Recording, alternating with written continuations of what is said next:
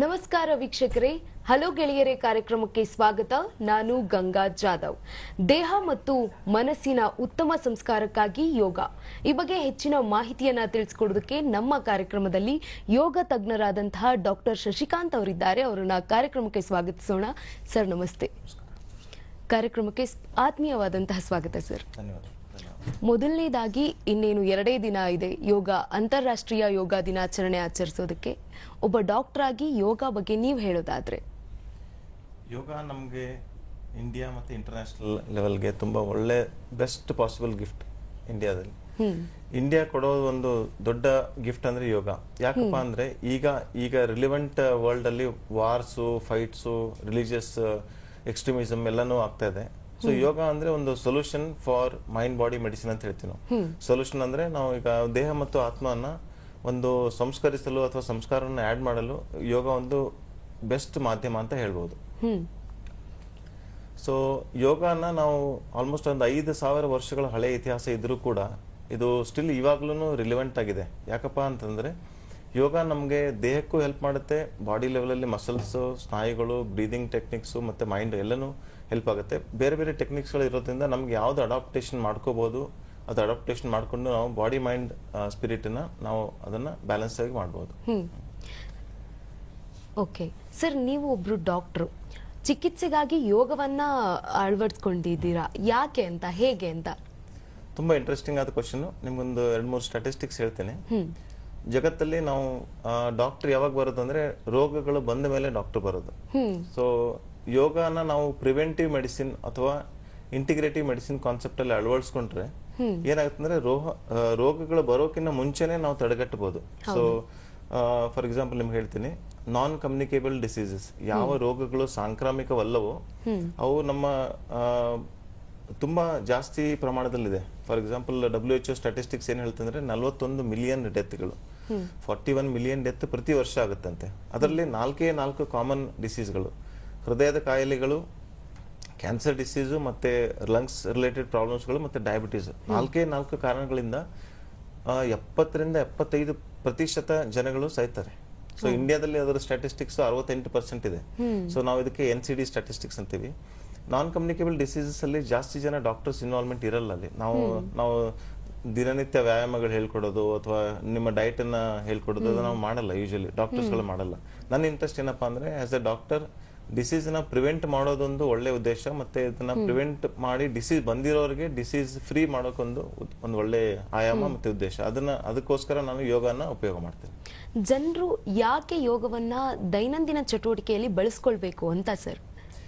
ಯೋಗ ನೋಡಿ, ಯೋಗದಲ್ಲಿ ನಾವು ಲಾಂಗಿವಿಟಿ ಅಂತ ಹೇಳಿ ನಾವೊಂದು ಹೇಳಿದ್ರೆ ನಾವು ಎಷ್ಟು ದಿವಸ ಎಷ್ಟು ವರ್ಷಗಳು ಬದುಕ್ತೀವಿ, ಎಷ್ಟು ಹೆಲ್ದಿಯಾಗಿ ಬದುಕ್ತೀವಿ ಅಂತ ಅನ್ಕೊಂಡ್ರೆ, ಯೋಗ ನಮಗೆ ದೇಹಕ್ಕೆ ವ್ಯಾಯಾಮದ ರೂಪದಲ್ಲಿ, ಆಸನಗಳ ರೂಪದಲ್ಲಿ ದೇಹಕ್ಕೆ ನಿಮಗೆ ಬಲನ ಕೊಡುತ್ತೆ. ಮತ್ತೆ ನಿಮ್ಮ ರೇಂಜ್ ಆಫ್ ಮೂವ್ಮೆಂಟ್ಸ್, ಎಕ್ಸರ್ಸೈಸ್, ನಿಮ್ಮ ಪೇನ್ ಇಂಟೆನ್ಸಿಟಿನ ಕಡಿಮೆ ಮಾಡುತ್ತೆ.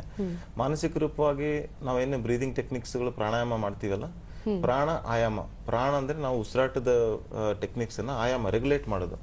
ಪ್ರಾಣಾಯಾಮ ಮಾಡೋದ್ರಿಂದ ನಮ್ಮ ಮನಸ್ಸು ಮತ್ತೆ ದೇಹ ಎರಡನ್ನೂ ಬ್ಯಾಲೆನ್ಸ್ ಮಾಡಕ್ಕೆ ನಮಗೆ ಈಸಿ ಆಗುತ್ತೆ. ಸೊ ನೀವೊಂದು ಬೇರೆ ಯಾವುದೋ ಒಂದು ಟೆಕ್ನಿಕ್ ಅಥವಾ ಎಕ್ಸರ್ಸೈಸ್ ನೋಡಿದ್ರೆ ಅದು ಸಂಪೂರ್ಣತೆ ಯಾವ್ದ್ರಲ್ಲಿ ಕಂಡು ಬರಲ್ಲ. ಯೋಗದಲ್ಲಿ ಪರಿಪೂರ್ಣತೆ ಇದೆ.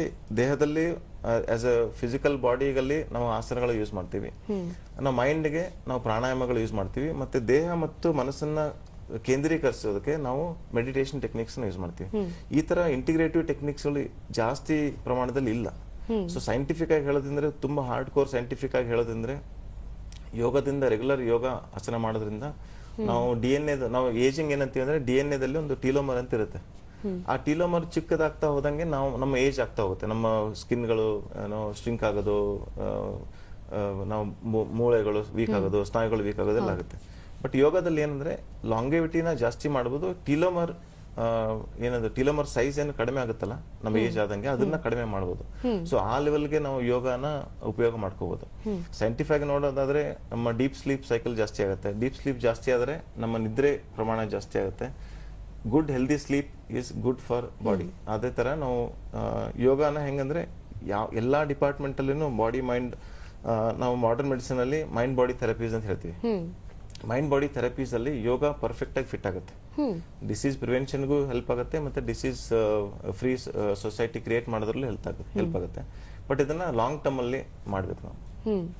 ಸರ್, ಈಗ ಮೆಡಿಸನ್ ತಗೊಳ್ಳೋದಕ್ಕಿಂತ ಹೆಚ್ಚಾಗಿ ಯೋಗಾನ ಸಜೆಸ್ಟ್ ಮಾಡ್ತಾರೆ. ನೀವು ಒಬ್ರು ಡಾಕ್ಟರ್ ಆಗಿ ಯೋಗ ಬೆಸ್ಟ್ ಅಂತ ಹೇಳ್ತೀರಾ ಅಥವಾ ಮೆಡಿಸನ್ ಬೆಸ್ಟ್ ಅಂತ ಹೇಳ್ತೀರಾ? ಸೊ ಇದರಲ್ಲಿ ನಾವು ಒಳ್ಳೆ ಕ್ವಶನ್. ಏನಂದ್ರೆ ನಾವು ಒಂದು ಸಮುದ್ರದ ದಡದಲ್ಲಿ ಒಬ್ರು ಆ ಕಡೆ ಒಬ್ರು ಈ ಕಡೆ ಇರೋ ತರ, ಒಂದ್ ಕಡೆ ನಾವು ಮೆಡಿಸಿನ್ ಬೇಕೇ ಅನ್ನೋ ಸ್ಥಿತಿಯಲ್ಲಿ ರೋಗಗಳು ಬಂದ ಮೇಲೆ ಮೆಡಿಸಿನ್ ಸ್ವಲ್ಪ ದಿವಸ ಅಥವಾ ಸ್ವಲ್ಪ ಕಾಲ ಬೇಕಾಗತ್ತೆ.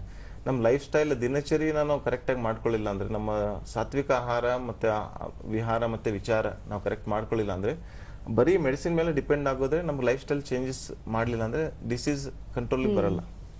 ಸೊ ನಾವು ಯೋಗನ ಅಳವಡಿಸ್ಕೊಳ್ಳೋದ್ರಿಂದ ನಾನು ನಂಬರ್ ಆಫ್ ಮೆಡಿಕೇಶನ್ಸ್ ನಾವೇನ್ ಕೊಡ್ತೀವಿ ಪೇಷಂಟ್ಗಳಿಗೆ, ಮೆಡಿಸಿನ್ಸ್ ಏನ್ ಕೊಡ್ತೀವಿ ಅದನ್ನ ಕಡಿಮೆ ಮಾಡ್ಬೋದು.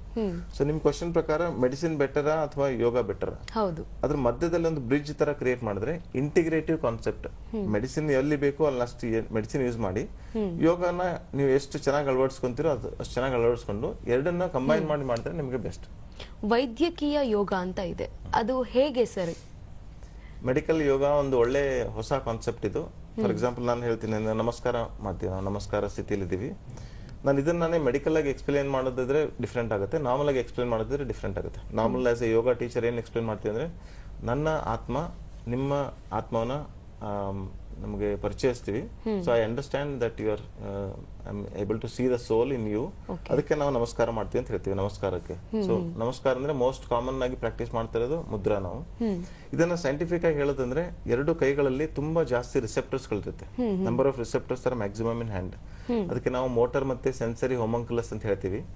ಸೊ ಎರಡು ಕೈ ಜೋಡಿಸೋದ್ರಿಂದ ನನಗೆ ರೈಟ್ ಕೈಯಿಂದ ನನಗೆ ಲೆಫ್ಟ್ ಬ್ರೈನ್ಗೆ ಮತ್ತೆ ಲೆಫ್ಟ್ ಕೈಗಳಿಂದ ರೈಟ್ ಬ್ರೈನ್ಗೆ ಸಂವೇದನೆಗಳು ಹೋಗುತ್ತೆ. ಇದರಿಂದ ನಾವೊಂದು ಕಾನ್ಸೆಪ್ಟ್ ಇದೆ, ಹೆಮಿಸ್ಪೆರಿಕಲ್ ಸಿನ್ಕ್ರೊನೈಸೇಷನ್ ಅಂತ ಹೇಳಿ. ಸೊ ರೈಟ್ ಬ್ರೈನ್ ಮತ್ತೆ ಲೆಫ್ಟ್ ಬ್ರೈನ್ ಎರಡು ಬ್ಯಾಲೆನ್ಸ್ ಆಗುತ್ತೆ. ಸೊ ಈ ತರ ಇರೋದ್ರಲ್ಲಿ ನಮ್ಮ ಮೈಂಡ್ ಸ್ಟೇಟಸ್ ಹೆಂಗಿರುತ್ತೆ ಅಂದ್ರೆ, ಕ್ರಿಯೇಟಿವ್ ಆಗಿ ಯೋಚನೆ ಮಾಡಬಹುದು, ಅನಾಲಿಟಿಕಲ್ ಆಗಿ ಯೋಚನೆ ಮಾಡಬಹುದು. ಲೆಫ್ಟ್ ಬ್ರೈನ್ ಓರಿಯೆಂಟೆಡ್ ಯೋಚನೆ ಮಾಡಬಹುದು, ರೈಟ್ ಬ್ರೈನ್ ಓರಿಯೆಂಟೆಡ್ ಯೋಚನೆ ಮಾಡಬಹುದು. ಈ ತರ ಕಾನ್ಸೆಪ್ಟ್ ಅಲ್ಲಿ ಫಾರ್ ಎಕ್ಸಾಂಪಲ್ ಕೆಲವು ಆಂಗ್ಸೈಟಿ ಡಿಸಾರ್ಡರ್ಗಳಿದೆ, ಕೆಲವು ಡಿಪ್ರೆಷನ್ ಇದೆ, ಕೆಲವು ಏನೋ ರೋಗಗಳಿದೆ ಮಾನಸಿಕವಾಗಿ. ಸೊ ಅದಗಳಿಗೆ ನಾನು ಮುದ್ರೆಗಳನ್ನ ಯೂಸ್ ಮಾಡಿ, ಸೊ ಅದೇ ಸೈಂಟಿಫಿಕ್ ಆಗಿ ಹೇಳೋದ ಪ್ರಕಾರ ರಿಸೆಪ್ಟರ್ಗಳು ಜಾಸ್ತಿ ಇದೆ, ಮುದ್ರೆಗಳು ಯೂಸ್ ಮಾಡಿ ಅದ್ರಲ್ಲಿ ಬ್ರೀದಿಂಗ್ ಟೆಕ್ನಿಕ್ ನ ಆಡ್ ಮಾಡಿ ಅಲಾಂಗ್ ವಿತ್ ಮೆಡಿಸಿನ್ಸ್. ಮೆಡಿಸಿನ್ ಎಲ್ಲಿ ನೀಡ್ ಇದೆ ಅಲ್ಲಿ ಮೆಡಿಸಿನ್ ಕೊಡ್ತೀವಿ, ಮೆಡಿಸಿನ್ ಎಲ್ಲಿ ನೀಡ್ ಇಲ್ಲ ಅಲ್ಲಿ ಅದನ್ನ ಅವಾಯ್ಡ್ ಮಾಡ್ತೀವಿ. ನೀವು ಹೇಳೋ ಪ್ರಕಾರ ನಿಮ್ಮ ಕೈಯಲ್ಲಿದೆ ಆರೋಗ್ಯ ಅನ್ನೋ ರೀತಿ ಆಯ್ತು. ನಿಜವಾಗ್ಲೂ ಹೌದು. ಯಾಕಂದ್ರೆ ನಮ್ಮ ಮುಖ ನೋಡಿದ್ರೆ, ಮುಖ is the first part of the body for communication.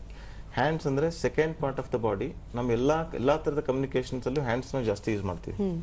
Especially Indian ಭಾರತೀಯ ಪದ್ಧತಿಯಲ್ಲಿ, ಸನಾತನ ಧರ್ಮದಲ್ಲಿ ಏನ್ ಹೇಳ್ತಂದ್ರೆ, ಹ್ಯಾಂಡ್ ಜೆಸ್ಚರ್ ತುಂಬಾ ಜಾಸ್ತಿ ಯೂಸ್ ಮಾಡ್ತೀವಿ ನಾವು. ಅದಕ್ಕೆ ನಾವು ಮುದ್ರೆಗಳು ಅಥವಾ ಹ್ಯಾಂಡ್ ಜೆಸ್ಚರ್ಸ್, ಯೋಗ ಮುದ್ರೆಗಳು ಅಂತ ಹೇಳ್ತೀವಿ. ಸೊ ಅದರಿಂದ ಒಂದು ಸೂಕ್ಷ್ಮ ಸೈಕೋ ನ್ಯೂರಲ್ ಕನೆಕ್ಷನ್ಸ್ ನಾವು ಹೇಳ್ತೀವಿ. ನಾವು ಇದನ್ನ ಮೈಂಡ್ ಮತ್ತೆ ಬ್ರೈನ್ ಅನ್ನ ಕನೆಕ್ಟ್ ಮಾಡಿದ್ರೆ ಎಲ್ಲನೂ ವರ್ಕ್ ಆಗೋದು ಒಂದು ಹಾರ್ಮೋನ್ ರೀತಿಯಲ್ಲಿ. Neuro transmitters, positive neuro transmitters, negative neuro transmitters ಅಂತ ಹೇಳಿ ಯೋಗದಲ್ಲಿ ಇದನ್ನ ಬ್ಯಾಲೆನ್ಸ್ ಮಾಡುವಂತ ಒಂದು ಶಕ್ತಿ ಇದೆ. ಸೊ ರಿಸರ್ಚ್ ಪ್ರಕಾರ ಯೋಗದಿಂದ GABA levels, gamma amino benzoic acid level ಸ್ವಲ್ಪ ಜಾಸ್ತಿ ಆಗುತ್ತೆ. ಇವೆಲ್ಲ ರಿಸರ್ಚ್ ಪ್ರೂವ್ ಮಾಡಿದೆ. ಅದನ್ನಾನೇ ರಿಸರ್ಚ್ ಅಲ್ಲಿ ನಾವು ಎಕ್ಸಾಕ್ಟ್ಲಿ ರಿಸರ್ಚ್ ಮಾಡೋಕ್ಕಿಂತ ಆಗಿರೋ ರಿಸರ್ಚ್ ನಾನೇ ಅಳವಡಿಸ್ಕೊಂಡು ಮೆಡಿಕಲ್ ಪೇಷಂಟ್ಗಳಿಗೆ ಎಷ್ಟು ಬೆಸ್ಟ್ ಎಷ್ಟು ಹೆಲ್ಪ್ ಮಾಡ್ತೀವಿ ಅದನ್ನ ನಾವು ಅಡಾಪ್ಟ್ ಮಾಡ್ತೀವಿ. ಸರ್, ಇದ್ರ ಬಗ್ಗೆ ಹೆಚ್ಚಿನ ಮಾತನ್ನ ಆಡೋಣ. ಮಂಜುಳಾ ಅಂತ ಭದ್ರಾವತಿಯಿಂದ ಕರೆ ಮಾಡಿದ್ದಾರೆ. ಅವ ನಮಸ್ಕಾರ. ನಮಸ್ತೆ ಮೇಡಮ್. ಹೇಳಿ, ಪ್ರಶ್ನೆ ಹೇಳಿ, ತಜ್ಞರಿದ್ದಾರೆ. ಹೌದಾ? ಸರ್ ನಮಸ್ತೆ ಸರ್. ಹಾ ನಮಸ್ಕಾರ, ಹೇಳಿ. ಸರ್, ಯೋಗದ ಬಗ್ಗೆ ಪ್ರೋಗ್ರಾಮ್ ಕೊಂಡಿದ್ದು ತುಂಬಾ ಒಳ್ಳೆಯದು ಅನ್ಸುತ್ತೆ. ಈಗಿನ ಕಾಲದಲ್ಲಿ ಯೋಗ ಆಲ್ಮೋಸ್ಟ್ ಎಲ್ಲರೂ ಮಾಡ್ತಾ ಇಲ್ಲ, ಕಮ್ಮಿ ಅನ್ಸುತ್ತೆ. ನಾನು ಪತಂಜಲಿ ಯೋಗ ಅಂತ ಒಂದು 5 ವರ್ಷದಿಂದ ಮಾಡ್ತಾ ಇದ್ದೆ ಸರ್. ಅದಕ್ಕೆ ಯೋಗ ಮಾಡೋದು ಬೆಳಿಗ್ಗೆ ಟೈಮ್ ಮಾಡ್ಬೇಕಾ ಇಲ್ಲ ಸಂಜೆ ಟೈಮ್ ಮಾಡ್ಬೇಕಾ ಅನ್ನೋದು ಫಸ್ಟ್ ಒಂದು ಕ್ವಶನ್. ಆಮೇಲೆ ಯೋಗದಿಂದ ಸರ್ ನನಗೆ ಕೆಲವೊಂದು ಪೀರಿಯಡ್ಸ್ ಆಗಿರ್ಲಿ ಮತ್ತೆ ಬೇರೆ ಏನೇ ಒಂದ್ ಸ್ವಲ್ಪ ಕಾಯಿಲೆಗಳೆಲ್ಲ ನನ್ ಆಯ್ತು. ಹಾಗಾಗಿ ನಾನು ಇದನ್ನು ಕಂಟಿನ್ಯೂ ಮಾಡ್ತಾ ಇದ್ದೀನಿ. ಹಂಗಾಗಿ ಇನ್ನೊಂದು ಕ್ವಶನ್ ಅಂತಂದ್ರೆ ಮಂತ್ಲಿ ಪೀರಿಯಡ್ಸ್ ಆದಾಗ ಹೆಣ್ಮಕ್ಳು ಯೋಗ ಆಗಲ್ಲ ಅಂತ ಹೇಳ್ತಾರೆ. ಆ ಟೈಮ್ ನಲ್ಲಿ ಪ್ರಾಣಾಯಾಮ ಇಲ್ಲಾದ್ರೂ ಮಾಡ್ಬೋದಾ ಅಂತ ಅದನ್ನ ಒಂದು ಸ್ವಲ್ಪ ತಿಳಿಸ್ಕೊಡಿ ಸರ್. ಓಕೆ, ಸೊ ತುಂಬಾ ಒಳ್ಳೆ ಕ್ವಶನ್. ಹೌದು. ನೋಡಿ, ನಾನು ನಿಮಗೆ ಸೈಂಟಿಫಿಕ್ ಮತ್ತೆ ಎರಡು ಸ್ಪಿರಿಚುವಲ್ ಆಸ್ಪೆಕ್ಟ್ ಅಲ್ಲಿ ನಿಮ್ಗೆ ಹೇಳ್ತೀನಿ. ಸೊ ಬ್ರಾಹ್ಮಿ ಮುಹೂರ್ತ 3:30 6 ಗಂಟೆ ಅಂತ ಅನ್ಕೊಳ್ಳಿ. ಆ ಟೈಮಲ್ಲಿ ಯೋಗ ಮಾಡಿದ್ರೆ ideal for regular spiritual practice. ಬೆಳಿಗ್ಗೆ ಬ್ರಾಹ್ಮಿ ಮುಹೂರ್ತದಲ್ಲಿ ಮಾಡೋದು ಒಳ್ಳೇದು. ಇಲ್ಲ ಅಂದ್ರೆ ನಾವು ನಾರ್ಮಲ್ ಆಗಿ ತುಂಬಾ ಬ್ಯುಸಿ ಲೈಫಲ್ಲಿ ಏನಂದ್ರೆ ನಾನು 40ರಿಂದ 50 ನಿಮಿಷ ಹೊಟ್ಟೆ ಖಾಲಿ ಇರಬೇಕು. ಸೊ ಗ್ಯಾಸ್ಟ್ರಿಕ್ ಎಂಪ್ಟಿಂಗ್ ಟೈಮ್ ಅಂತ ಹೇಳ್ತೀವಿ. ಹೊಟ್ಟೆ ಖಾಲಿ ಆಗೋದೊಂದು ಟೈಮ್ 45 ನಿಮಿಷ ಅಂತ ಅನ್ಕೊಳ್ಳಿ. 45 ನಿಮಿಷ ನೀವು ಎಕ್ಸರ್ಸೈಸ್ ಮಾಡಿದ್ರೆ ಎಕ್ಸರ್ಸೈಸ್ ಮುಂಚೆ 45 ನಿಮಿಷ, ಎಕ್ಸರ್ಸೈಸ್ ಆದ್ಮೇಲೆ 45 ನಿಮಿಷ ಹೊಟ್ಟೆ ಖಾಲಿ ಇರಬೇಕು. ಇದೊಂದು ಐಡಿಯಲ್ ನಮಗೆ ಕೇಸ್ ಸಿನಾರಿಯೋ. ಸೊ ಬ್ರಾಹ್ಮಿ ಮುಹೂರ್ತ ಯಾಕೆ ಅಂತಂದ್ರೆ ಒಂದು ಕಾನ್ಸೆಪ್ಟ್ ಇದೆ. ನಮ್ಮ ಬ್ರೈನಲ್ಲಿ ಹೈಪೋಥಾಲಮಸ್, ಪಿಟ್ಯೂಟರಿ ಮತ್ತೆ ಬೇರೆ ಬೇರೆ ಎಂಡೋಕ್ರೈನ್ ಸಿಸ್ಟಮ್ ಅಲ್ಲಿ ಕನೆಕ್ಷನ್ಸ್ ಇದೆ. ಹೈಪೋಥೆಲಮೋ ಪಿಟ್ಯೂಟರಿ ಅಡ್ರಿನಲ್ ಆಕ್ಸಿಸ್ ಅಂತೀವಿ, ಹೈಪೋಥೆಲಮೋ ಪಿಟ್ಯೂಟರಿ ಥೈರಾಯ್ಡಲ್ ಆಕ್ಸಿಸ್ ಅಂತೀವಿ, ಹೈಪೋಥೆಲಮೋ ಪಿಟ್ಯೂಟರಿ ಗೊನಾಡಲ್ ಆಕ್ಸಿಸ್ ಅಂತೀವಿ. ಸೊ ಗೊನಾಡಲ್ ಆಕ್ಸಿಸ್ ಅಂದ್ರೆ ಹೆಣ್ಮಕ್ಳಲ್ಲಿ ಓವರಿ ಮತ್ತೆ ಗಂಡ್ಮಕ್ಳಲ್ಲಿ ಟೆಸ್ಟಿಕಲ್ಸ್. ಹೈಪೋಥೆಲಮಸ್ ಒಂದು ಹಾರ್ಮೋನ್ ಪ್ರೊಡ್ಯೂಸ್ ಮಾಡಿದ್ರೆ ಅದನ್ನ ಪಿಟ್ಯೂಟರಿ ರೆಗ್ಯುಲೇಟ್ ಮಾಡಿ ಅದು ಎಂಡ್ ಆರ್ಗನ್ ನಾವೇನು ಟೆಸ್ಟಿಕಲ್ಸ್ ಅಂತ ಹೇಳ್ತೀವಿ ಅಲ್ಲಿ ಹಾರ್ಮೋನ್ ಪ್ರೊಡಕ್ಷನ್ ಅಲ್ಲಿ ಹೆಲ್ಪ್ ಮಾಡುತ್ತೆ. ಸೊ ಅದಕ್ಕೋಸ್ಕರ ಪೀರಿಯಡ್ಸ್ ಅಲ್ಲಿ ಹೇಳಿದ್ರಲ್ಲ, ಪೀರಿಯಡ್ಸ್ ಅಲ್ಲಿ ಯೋಗ ಮಾಡ್ಬೋದು. ನೋಡಿ, ನಾರ್ಮಲ್ ಆಗಿ ನಾವು ಹೇಳ್ತೀವಿ ಎಲ್ಲ ಮಾಡಬಾರ್ದು ಅಂತ ಹೇಳ್ತೀವಿ. ಪೀರಿಯಡ್ಸ್ ಅಲ್ಲಿ ಯೋಗ ಮಾಡ್ಬೋದು. ನಾರ್ಮಲ್ ಅನುಲೋಮ ವಿಲೋಮ ಪ್ರಾಣಾಯಾಮ ಮಾಡ್ಬೋದು, ಚಂದ್ರ ಅನುಲೋಮ ವಿಲೋಮ ಪ್ರಾಣಾಯಾಮ ಮಾಡ್ಬೋದು, ವಿಪರೀತ ಕರ್ಣಿ ಮುದ್ರ ಮಾಡ್ಬೋದು, ಮತ್ತೆ ಯೋನಿ ಮುದ್ರ ಮಾಡ್ಬೋದು. ಈ ಥರ ಏನಂದ್ರೆ ಕಾನ್ಸೆಪ್ಟ್ ಅಲ್ಲಿ ಒಂದೇ ಸಿಸ್ಟಮ್ ಫಾಲೋ ಮಾಡೋದು ಅಥವಾ ಒಂದೇ ಗುರು ಫಾಲೋ ಮಾಡೋದು ಆ ಥರ ಒಂದು ಇರುತ್ತೆ. ಬಟ್ ನೀವು ಬೇಸ್ ಲೈನ್ ಕರ್ಕೊಂಡು ಹೋದ್ರೆ ಪತಂಜಲಿ ಮತ್ತೆ ಹಠಯೋಗ ಎರಡೇ ಇರೋದು. ಹಠಯೋಗ ಸ್ವಲ್ಪ ಅಗ್ರೆಸಿವ್ ಆಗಿರುತ್ತೆ, ಪತಂಜಲಿ ಯೋಗ ಸ್ವಲ್ಪ ಸ್ಲೋ ಆಗಿರುತ್ತೆ. 8 ಅಷ್ಟಾಂಗಗಳಿರುತ್ತೆ: ಯಮ, ನಿಯಮ, ಆಸನ, ಪ್ರಾಣಾಯಾಮ, ಪ್ರತ್ಯಾಹಾರ, ಧಾರಣ, ಧ್ಯಾನ, ಸಮಾಧಿ.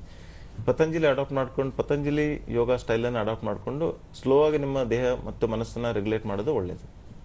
ಸೊ ನಿಮ್ಮ ಕ್ವಶನ್ ಪ್ರಕಾರ ಪೀರಿಯಡ್ಸ್ ಅಲ್ಲಿ ಯೋಗ ಮಾಡ್ಬೋದು, ಬಟ್ ಅದನ್ನ ಗೈಡೆಡ್ ಆಗಿ ಒಬ್ಬ ತಜ್ಞ ವೈದ್ಯರಿಂದ ಅಥವಾ ತಜ್ಞ ಯೋಗ ಟೀಚರಿಂದ ಸ್ವಲ್ಪ ಅಡಾಪ್ಟ್ ಮಾಡಿಕೊಂಡು ನಿಮಗೆ ಸೂಟ್ ಆಗುವಂತಹ ಆಸನಗಳನ್ನು ಪ್ರಾಣಾಯಾಮಗಳನ್ನು ಸೆಲೆಕ್ಟ್ ಮಾಡ್ಕೊಂಡು ಮಾಡ್ಬೋದು. ಓಕೆ, ಒಳ್ಳೆ ಉತ್ತರವನ್ನ ಕೊಟ್ಟಿದ್ದೀರಾ ಸರ್. ಮತ್ತೊಬ್ರು ಕಾಲರ್ ರೆಡಿ ಇದ್ದಾರೆ, ಉಷಾ ಮೈಸೂರಿಂದ. ಮೇಡಮ್ ಕೇಳಿಸ್ತಾ ಇದೆಯಾ ನನ್ನ ಧ್ವನಿ? ಹಲೋ. ಹಾ, ನಮಸ್ಕಾರ. ಈಗ ಯೋಗದಲ್ಲಿ ಹಲವಾರು ಹೆಸರುಗಳಿದೆ, ನಿದ್ರಾ ಯೋಗ, ಭಕ್ತಿ ಯೋಗ ಅಂತ ಈ ತರ. ಪ್ರತಿಯೊಂದು ಯೋಗ ಮಾಡಿದಾಗ ಪ್ರತಿಯೊಂದು ನರನಾಡಿಗಳು ಚೇತನಗೊಳ್ಳುತ್ತೆ. ಅಭಿವೃದ್ಧಿ ಯೋಗ ಅಂದಾಗ ಅದು ಆ ನರ ಹೇಗೆ ಅದಕ್ಕೆ ಸ್ಪಂದಿಸುತ್ತೆ ಅಂತ ಹೊತ್ತು. ಸರ್, ಇನ್ನೊಂದು ಶಾಲೆಗಳಲ್ಲಿ ಯೋಗ ಮಾಡ್ತಾರೆ, ಆದ್ರೆ ಅದೇನ್ ಗೊತ್ತಾ, ಕಂಪಲ್ಸರಿ ಅಂತ ಸುಮ್ಮನೆ ಯೋಗ ಮಾಡ್ತಾರೆ, ಮಕ್ಕಳು ಬರ್ತಾರೆ. ಅದಕ್ಕಾಗಿ ಒಂದು ಪರೀಕ್ಷೆ ಇಟ್ಟಾಗ ಮಕ್ಳಿಗೆ ಹೈಯೆಸ್ಟ್ ಮಾರ್ಕ್ಸ್ ತಗೋಬೇಕು ಅಂತ ಏನಾದ್ರು ಇದು ಮಾಡಿದಾಗ ಅವಾಗ ಮಕ್ಳುಗಳೆಲ್ಲ ಆಸಕ್ತಿಯಿಂದ ಕಲಿತಾರೆ ಸರ್. ಮಕ್ಕಳು ಆರೋಗ್ಯದಲ್ಲಿ ಪರಿಣಾಮ ಆಗುತ್ತೆ. ಈ ತರ ಯಾಕೆ ಶಾಲೆಗಳಲ್ಲಿ ಮಾಡಬಾರ್ದು ಅಂತ ಸರ್? ಶಾಲೆಗಳಲ್ಲಿ ಯಾಕೆ ಯೋಗ ಮಾಡಬಾರ್ದು? UGC ಪ್ರಕಾರ ಶಾಲೆಯಲ್ಲಿ ರೆಗ್ಯುಲರ್ ಆಗಿ ಯೋಗ ಟೀಚರ್ ಮತ್ತೆ ಯೋಗ ಮಾಡ್ಬೇಕಂತ ಈಗ ಪ್ರಾವಿಧಾನ ಬಂದಿದೆ, ಈಗ ಮಾಡ್ತಾ ಇದಾರೆ. ಮತ್ತೆ ಅದನ್ನೇ ಅದೇ ನೀವು ಕ್ವಶನ್ ಕೇಳೋ ಪ್ರಕಾರ ನಮ್ದು ಹೆಂಗಾಗಿದೆ ಅಂದ್ರೆ ಯೋಗದಲ್ಲಿ ತುಂಬಾ ಸ್ಯಾಚುರೇಷನ್ ಆಗಿದೆ. ತುಂಬಾ ಜನ ಯೋಗ ಟೀಚರ್ಸ್ಗಳು 1 ಮಂತ್ ಯೋಗ ಟೀಚರ್ಸ್ ನೀವು ಒಂದು ಟ್ರೈನಿಂಗ್ ಮಾಡ್ಕೊಂಡು ಒಂದು ಸರ್ಟಿಫಿಕೇಟ್ ತಗೊಂಡ್ರೆ ಯೋಗ ಗುರುಗಳಾಗ್ಬಿಡ್ತಾರೆ. ಸೊ ಅದು ಒಂದ್ ರೀತಿ ಒಳ್ಳೇದೇ. ಇನ್ನೊಂದು ರೀತಿ ಅಂದ್ರೆ ಸ್ವಲ್ಪ ಅನ್ರೆಗ್ಯುಲೇಟೆಡ್ ಇಂಡಸ್ಟ್ರಿ ಇದೆ. ಇದು ಅನ್ರೆಗ್ಯುಲೇಟೆಡ್ ಅಂದ್ರೆ ಅದರಲ್ಲಿ ಯಾರು ಇಂತಿಷ್ಟೇ ಎಕ್ಸರ್ಸೈಸ್ ಹೇಳ್ಬೇಕು ಹಂಗೇನಿಲ್ಲ. ಸೊ ನಮ್ಮಲ್ಲಿ 84 ಲಕ್ಷ ಆಸನಗಳಿದೆ. ಸೊ ಅದರಲ್ಲಿ ನಮ್ಗೆ ಎಷ್ಟು ಗೊತ್ತಿದೆ ಅಂದ್ರೆ ಲಾರ್ಡ್ ಶಿವ ಅವ್ರ ಪ್ರಕಾರ ಏನಂದ್ರೆ 84ರಿಂದ 90 ಆಸನಗಳು ಇಂಪಾರ್ಟೆಂಟ್ ಅಂತ ಹೇಳ್ತೀವಿ. ಸೊ ಮಕ್ಕಳಲ್ಲಿ ಕಲಿಸೋದಾದ್ರೆ 5 ವರ್ಷಗಳ ಮೇಲ್ಪಟ್ಟ ಮಕ್ಕಳಿಗೆ ಮೈಂಡ್ ಬಾಡಿ ರಿಲ್ಯಾಕ್ಸೇಷನ್ ಟೆಕ್ನಿಕ್ಸ್ ಅಥವಾ ಬ್ರಾಹ್ಮರಿ ಟೆಕ್ನಿಕ್ಸ್, ಪ್ರಾಣಾಯಾಮ ಟೆಕ್ನಿಕ್ಸ್ಗಳು, ಮುದ್ರೆಗಳನ್ನ ಹೇಳ್ಕೊಡ್ಬೋದು. ಅದರಿಂದ ಲಾಂಗ್ ಟರ್ಮ್ ಮೆಮರಿ ಜಾಸ್ತಿ ಆಗುತ್ತೆ, ಇಂಟೆಲಿಜೆನ್ಸ್ ಜಾಸ್ತಿ ಆಗುತ್ತೆ, ಮತ್ತೆ ಮೆಮರಿ ರಿಟೆನ್ಷನ್ ಪವರ್ ಜಾಸ್ತಿ ಆಗುತ್ತೆ, ಮತ್ತೆ ನಿಮ್ಮ ಮೆಮರಿ ರಿಟ್ರೀವಲ್ನು ಬೇಗ ಆಗುತ್ತೆ. ಓಕೆ ಸರ್, ನೆಕ್ಸ್ಟ್ ನೇತ್ರಾವತಿ ಅವರು ಕಾಲ್ ಮಾಡಿದ್ದಾರೆ. ಮೇಡಮ್ ನಮಸ್ತೆ. ಹಲೋ ಮೇಡಮ್ ನಮಸ್ತೆ, ಹೇಳಿ ನಿಮ್ಮ ಪ್ರಶ್ನೆ ಏನಿದೆ ಅಂತ ಕೇಳಿ. ಡಾಕ್ಟರ್ ಇದ್ದಾರೆ. ನಮಸ್ತೆ ಮೇಡಮ್. ನಮಸ್ತೆ ನೇತ್ರಾವತಿ ಅವರೇ, ಮಾತನಾಡಿ. ವೈದ್ಯರಿದ್ದಾರೆ, ಪ್ರಶ್ನೆ ಏನಿದೆ ಕೇಳಿ. ನನ್ನೊಂದು ಚೆಸ್ಟ್ ಅಲ್ಲಿ ಸರ್ ಆಮೇಲೆ ನಾನು ಮೇಡಮ್ ನಿಮ್ ಕೇಳಿ. ಧ್ವನಿ ಸ್ವಲ್ಪ ಸರಿ ಸರ್ ಸರ್ ನನಗೆ ಚೆಸ್ಟ್ ಒಂದು ಓಕೆ ಸರ್ ಅವರು ಹಾರ್ಟ್ ಪೇಷಂಟ್ ಇದ್ದಾರೆ, ಹಾ. ಯೋಗ ಯಾವ ರೀತಿ ಅಳವಡಿಸ್ಕೊಳ್ಬೇಕು ಅಂತ ಹೇಳ್ಬಿಟ್ಟು. ಹಾರ್ಟ್ ಪೇಷಂಟ್ ಇದ್ರೆ ತುಂಬಾ ಇಂಪಾರ್ಟೆಂಟ್. ಒಂದು ನಾವು ನಾರಾಯಣ ಹೃದಯಾಲಯದಲ್ಲಿ ಒಂದು 5 ವರ್ಷದ ರಿಸರ್ಚ್ ಸ್ಟಡಿ ಇದೆ. ಅಲ್ಲಿ ಏನ್ ಮಾಡ್ತಿದ್ರು ಅಂದ್ರೆ ಕಾರ್ಡಿಯೋಥೊರಾಸಿಕ್ ಸರ್ಜರಿ ಆದ್ಮೇಲೆ ನಾವು ನೆಕ್ಸ್ಟ್ ಎರಡನೇ ದಿವಸಕ್ಕೆ ಯೋಗ ಹೇಳ್ಕೊಡ್ತೀವಿ. ನಾವು ಏನ್ ಹೇಳ್ತೀವಿ ಅಂದ್ರೆ ಮೈಂಡ್ ಮತ್ತೆ ಬಾಡಿನ ನಾವು ಡಿಸ್ಕನೆಕ್ಟ್ ಮಾಡೋಕ್ಕೋಸ್ಕರ ಅಥವಾ ಕೇಂದ್ರೀಕರಣ ಮಾಡೋಕ್ಕೋಸ್ಕರ ನಾವು ನಾಡಿ ಶೋಧನ ಪ್ರಾಣಾಯಾಮ ಹೇಳ್ಕೊಡ್ತೀವಿ. ಅದಕ್ಕೆ ನಾವು ಬಾಕ್ಸ್ ಬ್ರೀದಿಂಗ್ ಅಂತೀವಿ. ಯಾಕಂದ್ರೆ ನಾಡಿ ಶೋಧನ ಪ್ರಾಣಾಯಾಮ ಈ ತರ ಟ್ರೆಡಿಷನಲ್ ಆಗಿ ಹೇಳ್ಕೊಟ್ರೆ ಕೆಲವು ಡಾಕ್ಟರ್ಸ್ಗಳು ಒಪ್ಪಲ್ಲ, ರಿಲಿಜಿಯಸ್ ಯೋಚನೆ ಮಾಡ್ತಾರೆ. But yoga doesn't have any religion. ಯೋಗಕ್ಕೆ ರಿಲಿಜನ್ ಏನಿಲ್ಲ. ನಾವು ಈಕ್ವಲ್ ಬ್ರೀದಿಂಗ್ ಪ್ಯಾಟರ್ನ್ ಅಂತ ಹೇಳ್ತೀವಿ. 4 ಸೆಕೆಂಡ್ ಉಸಿರು ತಗೊಳ್ಳೋದು, 4 ಸೆಕೆಂಡ್ ಉಸಿರು ಹಿಡ್ಕೊಳ್ಳೋದು, 4 ಸೆಕೆಂಡ್ ಉಸಿರು ಬಿಡೋದು. ನಿಮ್ಮ ಲಂಗ್ಸ್ ಕೆಪಾಸಿಟಿ ಪ್ರಕಾರ, ಫಾರ್ ಎಕ್ಸಾಂಪಲ್ ನಿಮ್ದು ಏನಾದ್ರು ಆಪರೇಷನ್ ಆಗಿದ್ರೆ ನಿಮ್ದು ಲಂಗ್ ಫಂಕ್ಷನ್ ಟೆಸ್ಟ್ ಮಾಡಿರ್ತಾರೆ. ಆ ಲಂಗ್ ಫಂಕ್ಷನ್ ಟೆಸ್ಟ್ ನಿಮ್ದು ಏನಾದ್ರು ನಾನು ರಿಪೋರ್ಟ್ ನೋಡಿದ್ರೆ ಅದ್ರ ಪ್ರಕಾರ ನಾನು ನಿಮಗೆ ಒಂದು ಕೆಲವು ಸೆಕೆಂಡ್ ಬ್ರೀದಿಂಗ್ ಇನ್ ಮತ್ತೆ ಕೆಲವು ಸೆಕೆಂಡ್ ಹೋಲ್ಡಿಂಗ್ ದ ಬ್ರೆತ್, ಕೆಲವು ಸೆಕೆಂಡ್ ಬ್ರೀದಿಂಗ್ ಔಟ್.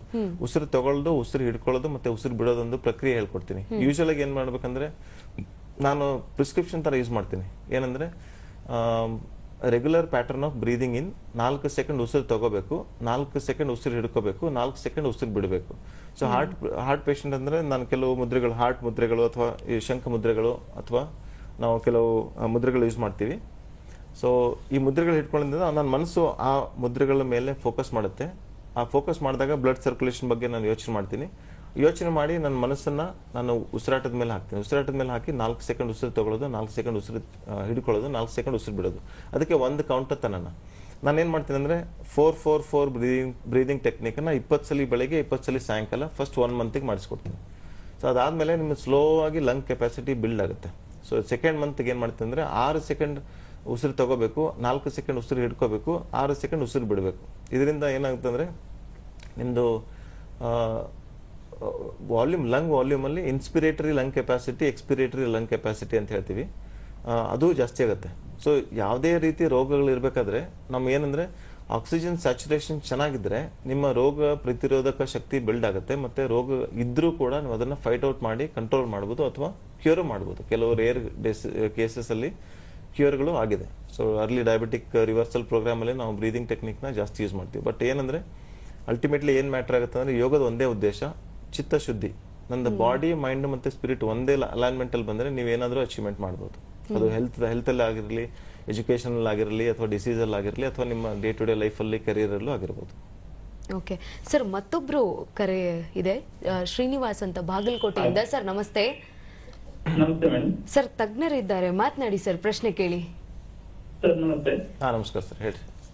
ಇವಾಗ ಹೆಣ್ಮಕ್ಳಿಗೆ ತಿಂಗಳ ಮೂಟ ಬರ್ತಲ್ಲ, ಹಾ ಇವಾಗ ನಮ್ಮ ಮಿಸಸ್ ಹಿಂದೆ ಮುಂದೆ ಆಗತ್ತೆ. ಅವಾಗ ಬಂದ್ರೆ ಸಡನ್ಲಿ ಬರ್ತಾ ಇದ್ರೆ 2 ತಿಂಗಳು 3 ತಿಂಗಳು ಈ ತರ ಹೋಗುತ್ತೆ. ಹಾ. ಈಗ ಅವ್ರ ಯೋಗ ಯಾವ ತರ ಮಾಡ್ಬೇಕು, ಏನು ನೋಡಿ ಒಳ್ಳೆ ಅದು ಯೋಗ ಮಾಡೋದ್ರಿಂದ ಕಮ್ಮಿ ಆಗುತ್ತೆ ಏನು? ನೋಡಿ ಇದೊಂದು ಒಳ್ಳೆ ಕ್ವಶನ್. ನಾವು ಬ್ಲೈಂಡ್ ಆಗಿ ಯೂಸ್ ಮಾಡಲ್ಲ. ಫಾರ್ ಎಕ್ಸಾಂಪಲ್ ಬರೀ ನಾರ್ಮಲ್ ಆಗಿ ಯೋಗ ಟೀಚ್ ಮಾಡ್ತಾರೆ, ನಾವು ಯೋಗ ಆಸನಗಳು ಸ್ಟಾರ್ಟ್ ಮಾಡ್ಬಿಡ್ತೀವಿ. ಇಲ್ಲಿ ಏನ್ ಮಾಡ್ತೀವಿ ಅಂದ್ರೆ ನಿಮ್ದು ಹಾರ್ಮೋನ್ ಪ್ರೊಫೈಲ್, ನಿಮ್ದು ಇಸ್ಟ್ರೋಜನ್, ಪ್ರೊಜೆಸ್ಟ್ರಾನು, ಲುಟ್ನೈಸಿಂಗ್ ಹಾರ್ಮೋನ್ ಇವೆಲ್ಲ, ನಿಮ್ಮ ಫಾಸ್ಟಿಂಗ್ ಇನ್ಸುಲಿನ್ ಲೆವೆಲ್ ಎಲ್ಲ ಒಂದು ಕಡೆ ಮಾಡ್ಕೊಂಡು ಅವ್ರದಲ್ಲಿ ಏನಾದ್ರು ಅಲ್ಟ್ರಾಸೌಂಡ್ ಪರೀಕ್ಷೆ ಮಾಡಿ ಏನಾದ್ರು PCOS ಅಥವಾ PCOD ಏನಾದ್ರು ಇದೆಯಾ ಅಂತ ಹೇಳಿ ಒಂದ್ಸಲಿ ಚೆಕ್ ಮಾಡಬೇಕು. PCOS ಇದ್ರೆ ನಿಮ್ಮ ಡೈಟ್ ಕರೆಕ್ಷನ್ ಎಕ್ಸರ್ಸೈಸ್ ಅವಾಗ ನಾವು ಸ್ಟಾರ್ಟ್ ಮಾಡಬೇಕು. ತುಂಬಾ ಸಾತ್ವಿಕವಾದ ಡಯಟ್, ಬೆಳಗ್ಗೆ ಟೈಮಲ್ಲಿ ಜಾಸ್ತಿ ಪ್ರೋಟೀನು, ಸಾಯಂಕಾಲ 7 ಗಂಟೆ ಆದ್ಮೇಲೆ ಕಡಿಮೆ ಕಾರ್ಬೋಹೈಡ್ರೇಟ್, ಇಷ್ಟು ಆಡ್ ಮಾಡಿ ನಿಮ್ಮ ದೈನಂದಿನ ಸ್ಥಿತಿಯಲ್ಲಿ ಸಾತ್ವಿಕ ಡಯಟ್ ಅನ್ನು ಯೂಸ್ ಮಾಡಿ ಕೆಲವು ಆಸನಗಳು, ಕೆಲವು ಬ್ರೀದಿಂಗ್ ಟೆಕ್ನಿಕ್ಸ್ಗಳು ನಾವು ಸಜೆಸ್ಟ್ ಮಾಡ್ತೀವಿ. ಅದ್ರ ಪ್ರಕಾರ ನೀವು ಮಾಡಬೇಕಾಗುತ್ತೆ. ಫಾರ್ ಎಕ್ಸಾಂಪಲ್ ಸಿಂಪಲ್ ಸೂರ್ಯ ನಮಸ್ಕಾರದಲ್ಲಿ ನಮ್ದು 95% ನಮ್ಮ ಸ್ಕೆಲಿಟಲ್ ಮಸಲ್ಸ್, ಸ್ನಾಯುಗಳು ಯೂಸ್ ಆಗುತ್ತೆ. ಸೊ ನಾವು ಟಾರ್ಗೆಟೆಡ್ ಎಕ್ಸರ್ಸೈಸ್ ಅಂತ ಹೇಳ್ತೀವಿ. ಯಾವ ಆಸನಗಳು ನಿಮ್ಮ ರೆಕ್ಟಸ್ ಅಬ್ಡಮಿನ್, ಹೊಟ್ಟೆ ಸ್ನಾಯುಗಳು ಅಥವಾ external oblique, internal oblique, transverse abdominis, ಈ ಸ್ನಾಯುಗಳ ಮೇಲೆ ವರ್ಕ್ ಮಾಡ್ತೋ ಅದಕ್ಕೆ ಟಾರ್ಗೆಟೆಡ್ ಮಾಡಿ ನಾವು ಅದನ್ನ ಆಸನ ಡಿಸೈನ್ ಮಾಡಬೇಕು. ಸೊ ನಿಮ್ಗೆ ಏನು ಹೇಳೋದು ಅರ್ಥ ಏನಂದ್ರೆ, ನೀವು ಯಾರಾದ್ರೂ ಯೋಗ ಟೀಚರ್ ಯಾರಾದ್ರೆ ಅವರಿಗೆ ಅಬ್ಡಾಮಿನಲ್ ಫೋಕಸ್ ಎಕ್ಸರ್ಸೈಸ್ ಮಾಡಕ್ ಹೇಳಬೇಕು. ಕೆಲವು ವಿಪರೀತ ಕರಣಿ ಮಾಡ್ಬೋದು, ಸ್ಲೋ ಸೂರ್ಯ ನಮಸ್ಕಾರ ಮಾಡ್ಬೋದು. ಒಂದು ರಿಸರ್ಚ್ ಇದೆ ಇಲ್ಲಿ, ಸ್ಲೋ ಸೂರ್ಯ ನಮಸ್ಕಾರ ಮಾಡೋದ್ರಿಂದ ನಮ್ಮ ಡಯಾಸ್ಟೋಲಿಕ್ ಬ್ಲಡ್ ವಾಲ್ಯೂಮ್, ಹಾರ್ಟ್ದು ಒಂದು ಸಂಕುಚನೆ ಮತ್ತು ರಿಲ್ಯಾಕ್ಸೇಷನ್ ಆಗುತ್ತಲ್ಲ, ಆ ರಿಲ್ಯಾಕ್ಸೇಷನ್ ಆಗಿರೋದ್ರಲ್ಲಿ ಬ್ಲಡ್ ವಾಲ್ಯೂಮ್ ಕಡಿಮೆ ಆಗುತ್ತೆ. ಸೊ ಯಾರಿಗೆ BP 120/80 ಈ ಥರ ಇರುತ್ತಲ್ಲ, ಕೆಲವ್ರಿಗೆ ಯಾರಿಗೆ 160/100 ಇದ್ರೆ ಅದು ಕೆಳಗಡೆ 100 ಇರುವಂಥ ಡಯಾಸ್ಟೋಲಿಕ್ ಬ್ಲಡ್ ವಾಲ್ಯೂಮ್ನ ಕಡಿಮೆ ಮಾಡ್ಬೋದು. ಯಾವುದರಿಂದ? ಸ್ಲೋ ಸೂರ್ಯ ನಮಸ್ಕಾರ ಮಾಡೋದ್ರಿಂದ. ಫಾಸ್ಟ್ ಸೂರ್ಯ ನಮಸ್ಕಾರ ಮಾಡೋದ್ರಿಂದ ನಿಮ್ಮ ವೇಟ್ ರಿಡಕ್ಷನ್ ಮಾಡ್ಬೋದು. ಇದೆಲ್ಲ ಪ್ರೂವ್ ಆಗಿದೆ. ಸೊ ನಿಮ್ಮ ಬಾಡಿ ಮೆಟಬಾಲಿಕ್ ರೇಟ್ ಏನಿದೆಯಲ್ಲ ಅದನ್ನು ಏರುಪೇರು ಹೆಚ್ಚು ಕಡಿಮೆ ಮಾಡ್ಬೋದು. ಯಾವ ರೀತಿ ಡೈಟ್ ಎಕ್ಸಸೈಸ್ ಮತ್ತು ಪ್ರಾಣಾಯಾಮನ ಯೂಸ್ ಮಾಡ್ಕೊಂಡು ಮಾಡ್ಬೋದು. ಯಾರಿಗೆ ಜಾಸ್ತಿ ವೇಟ್ ಇರುತ್ತೆ ನಾವು ಸೂರ್ಯ ಅನುಲೋಮ ವಿಲೋಮ ಪ್ರಾಣಾಯಾಮ ಮಾಡ್ತೀವಿ. ಯಾರಿಗೆ ನಾವು ವೇಟ್ ಕಡಿಮೆ ಮಾಡಬೇಕು ಅವರಿಗೆ, ನಾವು ವೇಟ್ ಜಾಸ್ತಿ ಮಾಡಬೇಕು ಅವರಿಗೆ ಲೆಫ್ಟ್ ನಾಸ್ಟ್ರಲ್ ಬ್ರೀದಿಂಗ್ ಚಂದ್ರ ಅನುಲೋಮ ವಿಲೋಮ ಪ್ರಾಣಾಯಾಮ ಯೂಸ್ ಮಾಡ್ತೀವಿ ನಾವು ಈ ಥರ. Thank you sir. ಈಗ ನೀವು ಅವಾಗಲೇ ಹೇಳ್ತಾ ಇದ್ರಿ ಆಧುನಿಕ ಕಾಲದಲ್ಲಿ, ಈಗಿನ ಕಾಲದಲ್ಲಿ ಅಷ್ಟಾಂಗ ಯೋಗವನ್ನ ಅಳವಡಿಸ್ಕೊಳ್ಳೋದು ಹೇಗೆ ಅಂತ. ಇದೊಂದು ಒಳ್ಳೆ ಪ್ರಶ್ನೆ. ನಾವು ಜಗತ್ತಲ್ಲಿ ಎಲ್ಲ ಕಂಪೇರ್ ಮಾಡಿದ್ರೆ 95%ಕ್ಕಿಂತ ಜಾಸ್ತಿ ಎಲ್ಲ ಆಸನಗಳು, ಎಲ್ಲ ಟೆಕ್ನಿಕ್ಸ್ಗಳು ದೇರ್ ಆಲ್ ಹಠ ಯೋಗಾಸ್. ಓಕೆ. ಸೊ ಪತಂಜಲಿ ಯೋಗ ಅಂದ್ರೆ ಒಂದು ಸ್ಟೆಪ್ ಬೈ ಸ್ಟೆಪ್ ಮ್ಯಾನರ್ ಬರುತ್ತೆ. ಯಮ ನಿಯಮ, ಕೆಲವು ಸೋಷಿಯಲ್ ಡೂಸ್ ಅಂಡ್ ಡೋಂಟ್ಸ್ ಇದೆ. ಅದಾದ್ಮೇಲೆ ಯಮ ನಿಯಮ ಆಸನ, ಅದಾದ್ಮೇಲೆ ಆಸನಗಳು ಬರುತ್ತೆ. ಕೆಲವು ಮೈಂಡ್ ಟ್ರೈನಿಂಗ್ ಪ್ರೋಗ್ರಾಮ್ಸ್ಗಳು ಮೊದಲೇ ಬರುತ್ತೆ. ಕೆಲವು ನಾವೇನು ಹೇಳ್ತೀವಿ ಅಂದ್ರೆ ಈ ಗುರುವಿನ ಅಂಡರಲ್ಲಿ ಕೆಲವು ಸಲ ನೀವು ಇದ್ದು ನಿಮ್ಮ ಡೈಟನ್ನು ಚೇಂಜ್ ಮಾಡಿಕೊಂಡು ನಿಮ್ಮ ವ್ಯವಹಾರ, ನಿಮ್ಮ ದಿನಚರಿಯನ್ನು ಚೇಂಜ್ ಮಾಡಿಕೊಂಡು ಅದ್ರ ಪ್ರಕಾರ ಸ್ಲೋ ಆಗಿ ನಮ್ಮ ಮೈಂಡ್ ಮೇಲೆ ಚೇಂಜಸ್ ಆಗುತ್ತೆ. ನಮ್ಮ ಮೈಂಡ್ ತುಂಬಾ ಅಗ್ರೆಷನ್ ಅಲ್ಲಿರೋದು ಕಡಿಮೆ ಆಗುತ್ತೆ, ರಿಲ್ಯಾಕ್ಸೇಷನ್ ವಿಶ್ರಾಂತಿ ಸ್ಥಿತಿ ಹೋಗುತ್ತೆ. ಅದಾದ್ಮೇಲೆ ಆಸನ ಮಾಡೋದು, ಅದಾದ್ಮೇಲೆ ಪ್ರಾಣಾಯಾಮ, ಅದಾದ್ಮೇಲೆ ಪ್ರತ್ಯಾಹಾರ ಅಂದ್ರೆ ಜಾಸ್ತಿ ಅಕ್ಯುಮುಲೇಟ್ ಮಾಡದೇ ಇರೋದು, ಅದಾದ್ಮೇಲೆ ಧಾರಣ, ಅದಾದ್ಮೇಲೆ ಧ್ಯಾನ, ಅದಾದ್ಮೇಲೆ ಸಮಾಧಿ ಸ್ಟೇಟ್ ಅಂತ ನಾವು ತುಂಬಾ ಅದ್ರ ಬಗ್ಗೆ ತುಂಬಾನೇ ಕಂಟೆಂಟ್ಸ್ಗಳಿದೆ. ಸಮಾಧಿ ಸ್ಟೇಟ್ ಅಂದ್ರೆ ನಮ್ಮ ಮೈಂಡ್ ಅಲ್ಲಿ ನೋ ಥಾಟ್ ಸ್ಟೇಟ್ ಅಂತ ಹೇಳ್ತೀವಿ. ಎನಿ ಹ್ಯಾಪಿನೆಸ್, ನಮ್ಗೆ ಯಾವ್ದು ಖುಷಿ ಬರುವಂತ ಎಲ್ಲಾ ಒಂದು ಆಬ್ಜೆಕ್ಟ್ ಅಲ್ಲಿ ನೀವು ನೋಡಿದ್ರೆ ಕೆಲವು ಆಬ್ಜೆಕ್ಟ್ಗಳಿಂದ ನಮ್ಗೆ ಖುಷಿ ನಾವು ಪಡ್ಕೊಂತಿರ್ತೀವಿ. ನಾವು ಆ ಆಬ್ಜೆಕ್ಟ್ಗಳ ಹಿಂದ್ಗಡೆ ಓಡ್ತೀವಿ ನಾವು. ಇಲ್ಲೇನಂದ್ರೆ ಆಬ್ಜೆಕ್ಟ್ ಪ್ರಶ್ನೆ ಇಲ್ಲ. ಇಲ್ಲಿ ಏನಂದ್ರೆ ಆ ಮೂಮೆಂಟ್ ಅಲ್ಲಿ ನಿಮ್ದು ಯೋಚನೆಗಳಲ್ಲಿ ನೋ ಥಾಟ್ ಸ್ಟೇಟ್ ಇರುತ್ತೆ. ಅದು ನೋ ಥಾಟ್ ಸ್ಟೇಟಿನ ಒಂದು ಸಣ್ಣ ಲೆವೆಲ್ ಆಫ್ ಸಮಾಧಿ ಸ್ಟೇಟ್ ಅಂತ ನಾವು ಹೇಳ್ಬೋದು. ಎಲ್ಲರೂ ಓಡಾಡ್ತಿರೋದು ಅದಕ್ಕೇನೆ, ನೋ ಥಾಟ್ ಸ್ಟೇಟ್ಗೆ. ಅದನ್ನ ನಾವು ಹ್ಯಾಪಿನೆಸ್ ಆಗಿ ಕನ್ಸಿಡರ್ ಮಾಡ್ಬೋದು. ಸರ್ ಮತ್ತೊಬ್ಬ ಕರೆ ಇದೆ, ಸರೋಜಮ್ಮ ಅಂತ. ನಮಸ್ತೆ ಅಮ್ಮ, ಕೇಳಿಸ್ತಾ ಇದೆ ಅಲ್ವಾ ನನಗೆ? ಹೇಳಿ, ನಿಮ್ಮ ಪ್ರಶ್ನೆ ಏನಿದೆ ಯೋಗಕ್ಕೆ ಸಂಬಂಧಪಟ್ಟಂತೆ? ಟಿವಿ ನೋಡಿ ಮಾತನಾಡಬೇಡಿ, ವಾಲ್ಯೂಮ್ ಕೇಳಿಸ್ತಾ ಇದೆ, ವಾಲ್ಯೂಮ್ ಕಡಿಮೆ ಮಾಡಿ ಮೇಡಮ್. ವಾಲ್ಯೂಮ್ ಕಡಿಮೆ ಮಾಡಿ, ಟಿವಿ ವಾಲ್ಯೂಮ್ ಕಡಿಮೆ ಮಾಡಿ, ಇಲ್ಲ ಅಂತಂದ್ರೆ ಕರೆ ಕಟ್ ಆಗುತ್ತೆ. ಹಲೋ, ಮಾತನಾಡಿ, ನಿಮ್ ಪ್ರಶ್ನೆ ಕೇಳಿ. ಟಿವಿ ವಾಲ್ಯೂಮ್ ಕಡಿಮೆ ಮಾಡಿ.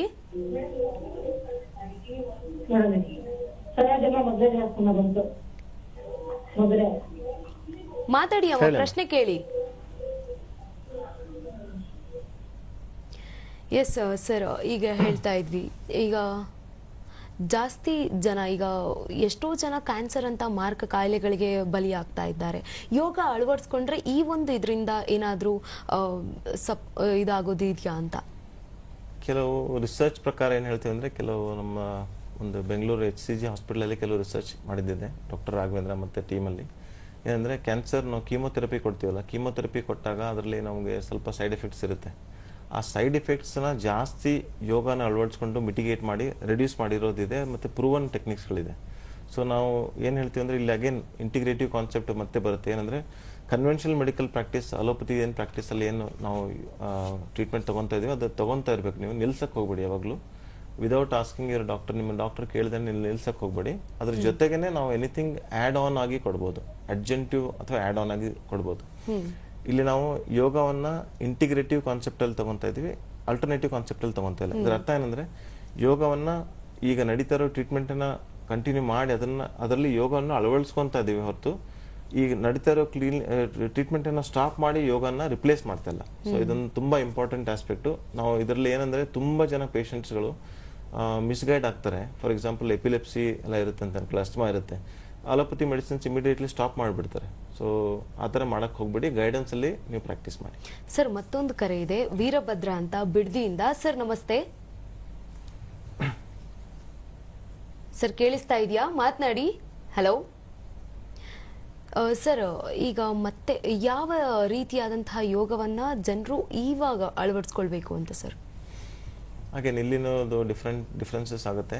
ನಮ್ಮ ದೇಹದಲ್ಲಿ ಏನಂದ್ರೆ, ಎಲ್ಲ ನಮ್ಮ ಬಾಡಿಲಿ ಒಂದು ನಮ್ಮ ಟೈಪ್ ಆಫ್ ಬಾಡಿ ಯಾವುದಿದೆ ಅದನ್ನು ನಾವು ಅಳವಡಿಸ್ಕೊಳ್ಬೇಕು ಫಸ್ಟ್.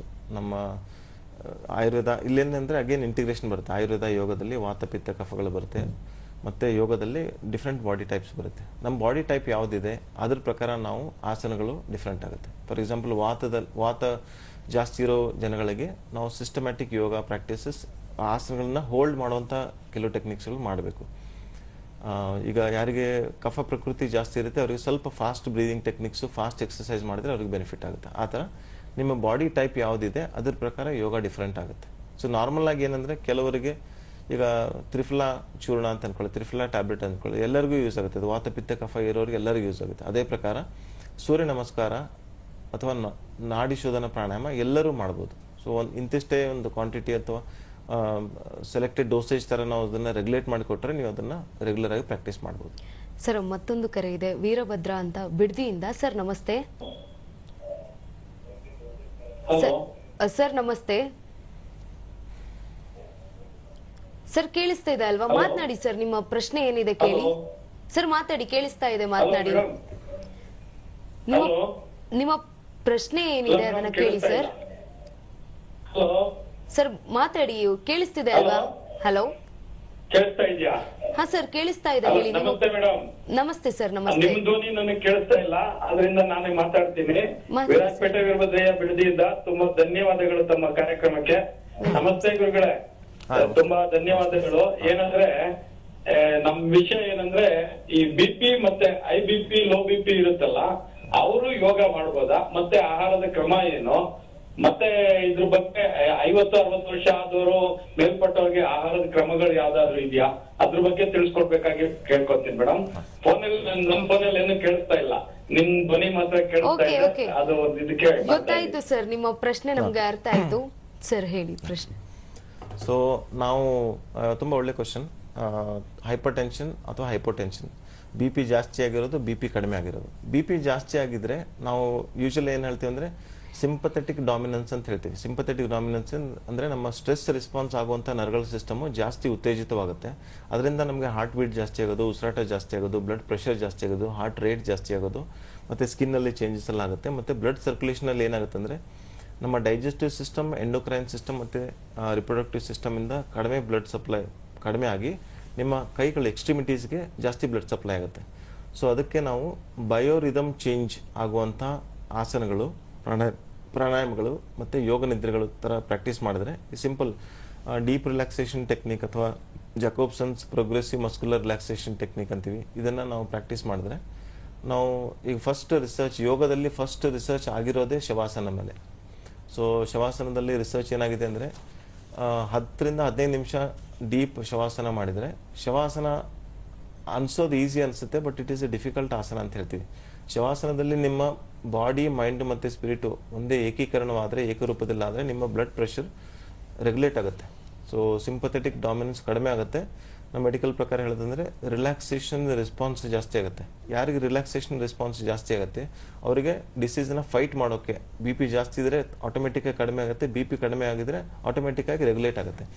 BP ಕಡಿಮೆ ಅಂತ ಹೇಳೋದು ಕಾನ್ಸೆಪ್ಟ್ ಇರಲ್ಲ. ಅದಕ್ಕೆ ನಾವು normal blood pressure, low normal blood pressure, high normal blood pressure ಅಂತ ಹೇಳಿ 3 ವಿಧಾನಗಳಲ್ಲಿ ಕ್ಯಾಟಗರೈಸ್ ಮಾಡ್ತೀವಿ. ನಿಮ್ದು ಯಾವುದಿದೆ ನೀವು ನೋಡ್ಕೊಳ್ಳಿ.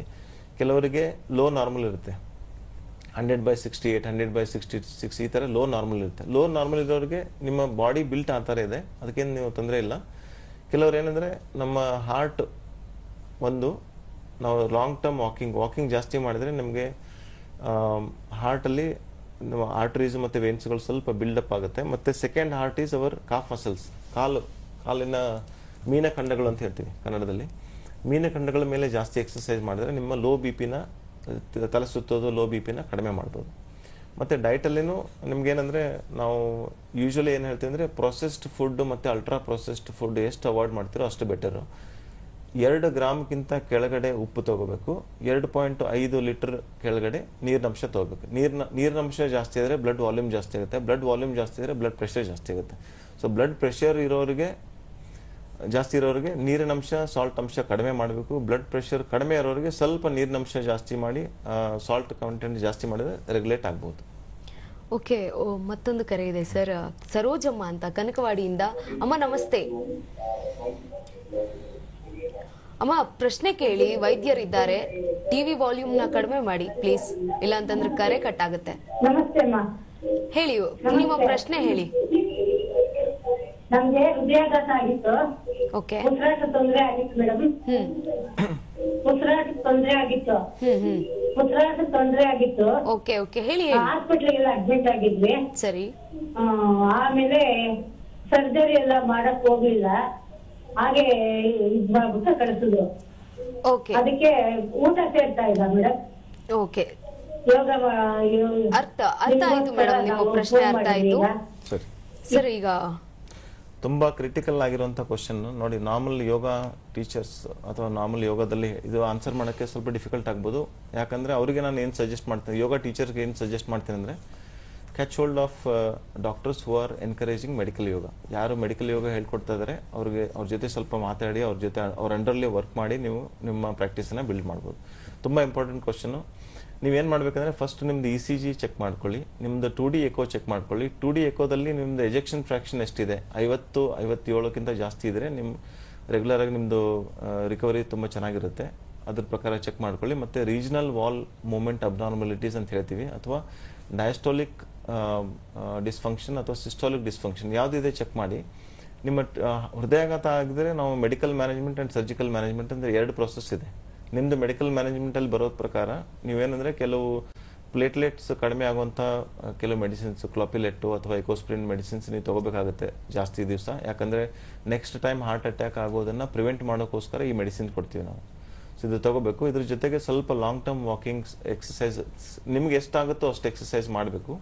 ಕಾಲಲ್ಲಿ ಊತಾಗಿತ ಏನಾದರೂ ಇದ್ದರೆ ನೀವು ಒಂದ್ಸಲ ನಿಮ್ಮ ಡಾಕ್ಟರ್ಸ್ಗಳಿಗೆ ಚೆಕ್ ಮಾಡಿಸಿ ಅದರದ್ದು ಟ್ರೀಟ್ಮೆಂಟ್ ತೊಗೊಂಡ್ರೆ ನೀವು ಬೇಗ ಗುಣ ಆಗುತ್ತೆ. ಕಾಫ್, ಕೋಲ್ಡ್ ಇದೆಲ್ಲನೂ. ಸೊ ಹಾರ್ಟ್ ಫಂಕ್ಷನಿಂಗ್ ಮೇಲೆ ನಿಮ್ಮ ನೀರಿನ ಅಂಶ, ನಮ್ಮ ದೇಹದಲ್ಲಿ ನೀರಿನ ಅಂಶದ ಮೇಲೆ ಎಫೆಕ್ಟ್ ಬೀಳುತ್ತೆ. ಅದ್ರ ಪ್ರಕಾರ ಸ್ವಲ್ಪ ಮೆಡಿಸಿನ್ ಅಡ್ಜಸ್ಟ್ಮೆಂಟ್ ಮಾಡ್ತೀವಿ. ಮೆಡಿಸಿನ್ ಅಡ್ಜಸ್ಟ್ಮೆಂಟ್ ಮಾಡ್ಕೊಂಡು ಸಿಂಪಲ್ ರೆಗ್ಯುಲರ್ ಯೋಗ ಅಂತ ಹೇಳ್ತೀವಿ ನಾವೇನಂದ್ರೆ, ಸೂಕ್ಷ್ಮ ವ್ಯಾಯಾಮಗಳು, ರೇಂಜ್ ಆಫ್ ಮೂಮೆಂಟ್ಸ್ ಟೆಕ್ನಿಕ್ಸ್ಗಳು ಪ್ರಾಕ್ಟೀಸ್ ಮಾಡಿ. ರೇಂಜ್ ಆಫ್ ಮೂಮೆಂಟ್ಸ್ ಅಂದರೆ ಸಿಂಪಲ್, ನೀವು ಟೇಬಲ್ ಮೇಲೆ ಕುತ್ಕೊಂಡು ಮಾಡ್ಬೋದು, ಚೇರ್ ಮೇಲೆ ಕುತ್ಕೊಂಡು ಮಾಡ್ಬೋದು. ಆಸನಗಳಂದರೆ ತುಂಬ ಡಿಫಿಕಲ್ಟ್ ಆಸನ ಮಾಡೋದೇನಿಲ್ಲ. ಯಾರಾದರೂ ಏನಾದರೂ ಸಿಂಪಲ್ ಎಕ್ಸಸೈಸ್ ಮುದ್ರೆಗಳಿಂದನೂ ಮಾಡ್ಬೋದು. Simple exercise range of movements ಮಾಡಿ. ಬಟ್ ಆ್ಯಕ್ಟಿವ್ ಆಗಿರಬೇಕು. ರೆಗ್ಯುಲರ್ ಆಗಿ ನೀವು ನಿಮ್ಮ ರುಟೀನ್ ಕಾರ್ಡಿಯಾಲಜಿಸ್ಟ್ನ ಕನ್ಸಲ್ಟ್ ಮಾಡಿ ಮತ್ತೆ ಟ್ರೀಟ್ಮೆಂಟ್ ಮುಂದುವರಿಸ್ಬೋದು. ಓಕೆ ಸರ್, ಮತ್ತೊಂದು ಕರೆ ಇದೆ. ಉಷಾ ಅಂತ ಬೆಂಗಳೂರಿನಿಂದ. ಅಮ್ಮ ನಮಸ್ತೆ, ಹೇಳಿ. ಕೇಳಿಸ್ತಾ ಇದೆ ನಿಮ್ಮ ಪ್ರಶ್ನೆ, ಹೇಳಿ. ಹೇಳಿಮ್ಮ, ಹೇಳಿ. ಕೇಳಿಸ್ತಾ ಇದೆ, ಪ್ರಶ್ನೆ ಕೇಳಿ ಮೇಡಮ್, ಕೇಳಿ. ಮೇಡಮ್ ಮಾತಾಡಿ, ಪ್ರಶ್ನೆ ಕೇಳಿ, ವೈದ್ಯರಿದ್ದಾರೆ. ಮಾತಾಡಿ. ಕೇಳಿಸ್ತಾ ಇದೆ, ನಿಮ್ಮ ಧ್ವನಿ ನನಗೆ ಕೇಳಿಸ್ತಾ ಇದೆ. ನಿಮ್ಮ ಪ್ರಶ್ನೆ ಏನಿದೆ ಅದನ್ನ ಹೇಳಿ ಮೇಡಮ್. ನನ್ನ ಮಗಳಿಗೆ 6th ಸ್ಟ್ಯಾಂಡರ್ಡ್ ಓದ್ತಾ ಇದ್ದಾಳೆ ಅವಳು. ಅವಳಿಗೆ ಸಿಕ್ಕಾಪಟ್ಟೆ ಆಟ ಆಡೋದು ಸಿಕ್ಕಾಪಟ್ಟೆ ಸ್ವೆಟ್ ಆಗ್ತಾರೆ. ಆ ಸ್ವೆಟ್ ತುಂಬಾ ಸ್ಮೆಲ್ ಬರ್ತಾನೆ. ಅದಕ್ಕೆ ಏನಾದ್ರು ಆಸನ ಇದ್ರೆ ಏನಾದ್ರು ಆಗುತ್ತಾ, ಇಲ್ಲಾಂದ್ರೆ ಅದ್ರ ಸುಮ್ಮನೆ ತಗೊಂಡ್ರೆ ಆಗುತ್ತಾ ಅಂತ. Okay, thank you madam.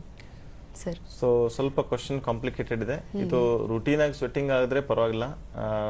ಕೆಲವು ಮಕ್ಕಳಲ್ಲಿ ಸ್ವೆಟ್ ಗ್ಲ್ಯಾಂಡ್ಸ್ ಜಾಸ್ತಿ ಇರುತ್ತೆ, ಕೆಲವು ಮಕ್ಕಳಲ್ಲಿ ಕಡಿಮೆ ಇರುತ್ತೆ. ಕೆಲವೊಂದು ಮೆಡಿಕಲ್ ಒಂದು ಡಿಸೀಸ್ ಬರುತ್ತೆ, ನಾವು ಏನಂತ ಹೇಳ್ತೀವಿ ಅಂದ್ರೆ ಹೈಪರ್ ಹೈಡ್ರೋಸಿಸ್ ಅಂತ ಹೇಳ್ತೀವಿ. ಕೈಗಳು ಪೂರ್ತಿ ಸ್ವೆಟ್ ಆಗೋದು, ಕಾಲುಗಳು ಪೂರ್ತಿ ಸ್ವೆಟ್ ಆಗೋದು, ಆ ತರ ಸ್ಥಿತಿ ಇದೆ. ಸ್ವಲ್ಪ ಕೆಲವು ಮೆಡಿಕೇಶನ್ಸ್ ನ ಕೊಟ್ಟು ಕಡಿಮೆ ಮಾಡ್ಬೋದು. ಯೂಶಲಿ ಡೈಟ್ ಅನ್ನ ಸ್ವಲ್ಪ ಚೇಂಜ್ ಮಾಡಿ ನೋಡಿ.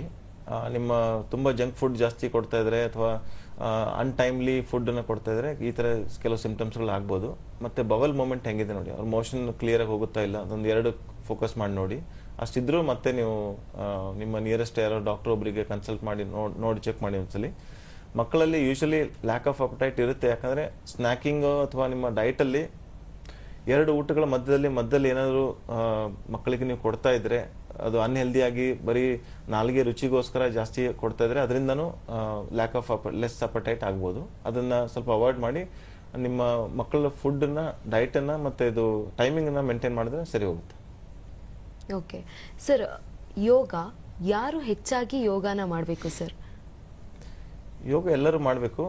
ಬಟ್ ಯಾರಿಗೆ ಕೆಲವು ಸ್ಪೆಸಿಫಿಕ್ ನೀಡ್ಸ್ ಇರುತ್ತೆ ನೋಡಿ. ಕೆಲವು ಸ್ಪೋರ್ಟ್ಸ್ ಪೀಪಲ್ ಆಗಿರಲಿ, ಆಕ್ಟರ್ಸ್ ಇರಲಿ, ನಿಮ್ಮ ಫಂಕ್ಷನಿಂಗ್ ಡಿಮಾಂಡಿಂಗ್ ಸಿಚುವೇಶನ್ ಜಾಸ್ತಿ ಇರುತ್ತೆ. ಯಾರು ಜಾಸ್ತಿ ಯೋಚನೆಗಳು ಮಾಡ್ತಾರೆ, ಯಾರು ಜಾಸ್ತಿ ಸೈಂಟಿಸ್ಟು ಅದು ಇದು ಜಾಸ್ತಿ ಯಾರು ತುಂಬ ಕ್ಲಿಷ್ಟಕರವಾದ ಲೈಫ್ ಸ್ಟೈಲಲ್ಲಿ ಇರ್ತಾರೆ ಅವರು ಜಾಸ್ತಿ ಮಾಡಬೇಕು. ಬಟ್ ಅವ್ರ ರಿಕ್ವೈರ್ಮೆಂಟ್ ಪ್ರಕಾರ ಕೆಲವರಿಗೆ ದೈಹಿಕ ರಿಕ್ವೈರ್ಮೆಂಟ್ ಇರುತ್ತೆ. ಸ್ಪೋರ್ಟ್ಸ್ ಪರ್ಸನ್ ಅಂತ ಅನ್ಕೊಳ್ಳಿ, ಅವ್ರಿಗೆ ರೆಗ್ಯುಲರ್ ರೂಟೀನ್ ಪ್ರಾಕ್ಟೀಸಸ್ ಇರುತ್ತೆ, ಅದ್ರ ಜೊತೆಗೆ ಯೋಗ ಫ್ಲೆಕ್ಸಿಬಿಲಿಟಿ ಇನ್ಕ್ರೀಸ್ ಮಾಡುತ್ತೆ, ಎಂಡ್ಯೂರೆನ್ಸ್ ಇನ್ಕ್ರೀಸ್ ಮಾಡುತ್ತೆ, ಸ್ಟ್ರೆಂತ್ ಇನ್ಕ್ರೀಸ್ ಮಾಡುತ್ತೆ, ಮತ್ತೆ ರೆಸ್ಪಾನ್ಸ್ ಟೈಮ್ ಇನ್ಕ್ರೀಸ್ ಮಾಡುತ್ತೆ. ಕೆಲವು ಸ್ಪೋರ್ಟ್ಸ್ ಅಲ್ಲಿ ನಾನು ರೆಸ್ಪಾನ್ಸ್ ಟೈಮ್ ತುಂಬಾ ಕ್ವಿಕ್ ಆಗಿರ್ಬೇಕು, ಅದಕ್ಕೋಸ್ಕರ ಯೋಗನ ನೀವು ಬಳಸ್ಕೋಬಹುದು. ನಿಮ್ಮ ನೀಡಿಗೆ ತಕ್ಕಂಗೆ ಯಾವ ಪಾರ್ಟಲ್ಲಿ ನಿಮ್ಗೆ ನೀಡಿದೆ, ಮೈಂಡಲ್ಲಿ ನೀಡಿದೆಯೋ, ಬಾಡಿಲಿ ನೀಡಿದೆಯೋ, ಅಥವಾ ನಿಮ್ಮ ಆಧ್ಯಾತ್ಮಿಕ ಪ್ರೋಗ್ರೆಸ್ಗೆ ನಿಮ್ಗೆ ನೀಡಿದೆಯೋ ಅದ್ರ ಪ್ರಕಾರ ಯೋಗನ ಅಳವಡಿಸ್ಕೋಬಹುದು. ಓಕೆ ಸರ್, ಈಗ ಕಚೇರಿಗಳಲ್ಲಿ ಒತ್ತಡ ಉಂಟಾಗುತ್ತೆ, ಸಾಕಷ್ಟು ಜನ ರಿಲ್ಯಾಕ್ಸ್ ಬೇಕು ಅಂತಂದಾಗ ಅವರುಗಳಿಗೆ ಯಾವುದಾದ್ರೂ ಮುದ್ರೆ ಇದೆಯಾ ಅಥವಾ ಯೋಗ ಏನಾದರೂ ಇದೆಯಾ ಅಂತ? Very interesting question. ಏನಂದ್ರೆ ನಾವು ಅದಕ್ಕೆ ವರ್ಕ್ ಪ್ಲೇಸ್ ವೆಲ್ನೆಸ್ ಅಂತ ಹೇಳ್ತೀವಿ. ಇಂಡಿಯಾದಲ್ಲಿ ಅಷ್ಟು concept, work place wellness concept ಅಷ್ಟು ಆಗಿ ಎಫೆಕ್ಟಿವ್ ಆಗಿಲ್ಲ. ವೆಸ್ಟರ್ನ್ ವರ್ಲ್ಡ್ ಹೆಂಗಿರ್ತಾರೆ, ನಿಮಗೆ ವರ್ಕ್ ಪ್ಲೇಸ್ ವೆಲ್ನೆಸ್ ಅಲ್ಲಿ ಕೆಲವು ಡೆಡಿಕೇಟೆಡ್ ಡಾಕ್ಟರ್ಸ್ಗಳು ಇರ್ತಾರೆ, ಕೆಲವು ಡೆಡಿಕೇಟೆಡ್ ಟೀಚರ್ಸ್ಗಳು ಇರ್ತಾರೆ. ಸೊ ನಾವೇನು ಮಾಡ್ಬೋದು ಅಂದರೆ, ನಾವೊಂದು ಮ್ಯಾಕ್ಸಿಮಮ್ ಟೈಮ್ ನಮ್ಮ ಫ್ಯಾಮಿಲಿ ಟೈಮ್ಗಿಂತ ಜಾಸ್ತಿ ನಾವು ವರ್ಕ್ ಪ್ಲೇಸಲ್ಲಿ ನಾವು ಸ್ಪೆಂಡ್ ಮಾಡ್ತೀವಿ. ಕೆಲವರು ಸಿಂಪಲ್ ಟೆಕ್ನಿಕ್ ನ ಹೇಳ್ಕೊಡ್ತೀನಿ. ಅವಾಗಲೇ ನಾನು ಹೇಳಿದೆ 4-4-4 ಬ್ರೀದಿಂಗ್ ಟೆಕ್ನಿಕ್ ಹೇಳಿದೆ. ನಾನು ಇದೊಂದು ಹೇಳ್ಕೊಡ್ತೀನಿ, ನಾನು ತುಂಬ ಕಾಮನ್ ಆಗಿ ಯೂಸ್ ಮಾಡ್ತೀನಿ. ನೀವು ಕಾಮನ್ ಆಗಿ ಎಲ್ಲಿ ನೀವು ಕಲ್ತಿರ್ಲಿಕ್ಕಿಲ್ಲ ಅನ್ಕೊಂತೀನಿ. ಇದು ಮುದ್ರೆಗಳು ಮತ್ತೆ ಬ್ರೀದಿಂಗ್ ಟೆಕ್ನಿಕ್ ನ ಕಂಬೈನ್ ಮಾಡಿರೋದು. ಸೊ ನಮ್ಮ ಕೈಯಲ್ಲಿ ಅಗ್ನಿ, ವಾಯು, ಆಕಾಶ, ಪೃಥ್ವಿ, ಜಲ, ಥಂಬ್ಗೆ ಜಾಸ್ತಿ ನಂಬರ್ ಆಫ್ ರಿಸೆಪ್ಟರ್ಸ್ ಇದೆ ಕೈಯಲ್ಲಿ. ಅದಕ್ಕೊಂದು ಮುದ್ರೆ ಯೂಸ್ ಮಾಡ್ತೀನಿ ನಾನು. ಇದಕ್ಕೆ ನಾವು ಶಂಖ ಮುದ್ರೆ ಅಂತ ಹೇಳ್ತೀವಿ. ಸೊ ಥಂಬನ್ನು ಹಿಡ್ಕೊಂಡು, ಥಂಬ ಸುತ್ತಮುತ್ತಲಿ 4 ಬೆರಳನ್ನ ಹಿಡ್ಕೊಂಡು ಕೆಳಗಡೆ ಬೆರಳು ಬಿಟ್ಟು ನನ್ನ ನಕಲ್ಸ್ ಏರಿಯಾನ ಕವರ್ ಮಾಡಿ ಇದು ಶಂಖ ಆಕಾರದಲ್ಲಿ ತಗೊಂಡು ಎದೆ ಎದುರುಗಡೆ ಹಿಡ್ಕೊಂಡು ಕಣ್ಮುಚ್ಚಿ 4 ಸೆಕೆಂಡ್ ಉಸಿರು ತಗೊಳ್ಳೋದು, 4 ಸೆಕೆಂಡ್ ಉಸಿರು ಹಿಡ್ಕೊಳ್ಳೋದು, 4 ಸೆಕೆಂಡ್ ಉಸಿರು ಬಿಡೋದು.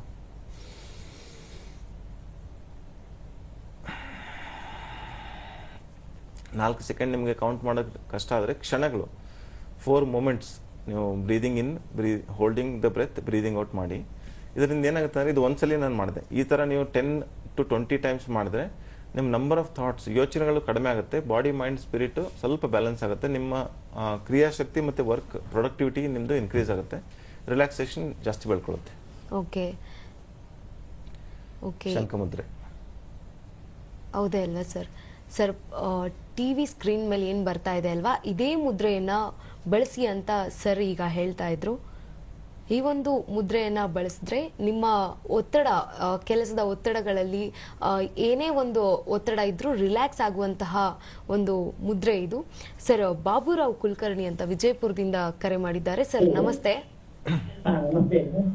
ಸರ್, ನಿಮ್ಮ ಪ್ರಶ್ನೆ ಏನಿದೆ ಕೇಳಿ ಸರ್. ಈಗ ನನಗೆ ವಯಸ್ಸು 75. ಓಕೆ. ನಾನು ಸುಮಾರು 10 ವರ್ಷದಿಂದ ಯೋಗ ವ್ಯಾಯಾಮ ಮಾಡ್ತಾ ಇದ್ದೇನೆ. ಈಗಲೂ ಕೂಡ ನಿರಂತರವಾಗಿ ಶೀರ್ಷಾಸನ ಮಾಡ್ತಾ ಇದ್ದೇನೆ. ಸರಿ ಸರ್. ಯಾವುದೇ ತೊಂದರೆ ಇಲ್ಲ. ಮತ್ತೆ ಶೀರ್ಷಾಸನ ಮಾಡ್ಬೇಕಂತ ಮಾಡಬಾರ್ದು. Okay sir, thank you. Sir, ಶಿರಸಾಸನ ಮಾಡಬೇಕೋ ಬೇಡ? ಒಳ್ಳೆ ಕ್ವಶನ್. ನೀವು ಪ್ರಾಕ್ಟೀಸ್ನರ್, ರೆಗ್ಯುಲರ್ ಯೋಗ ಪ್ರಾಕ್ಟೀಸ್ನರ್ ಆಗಿದ್ರೆ ಮಾಡಬಹುದು.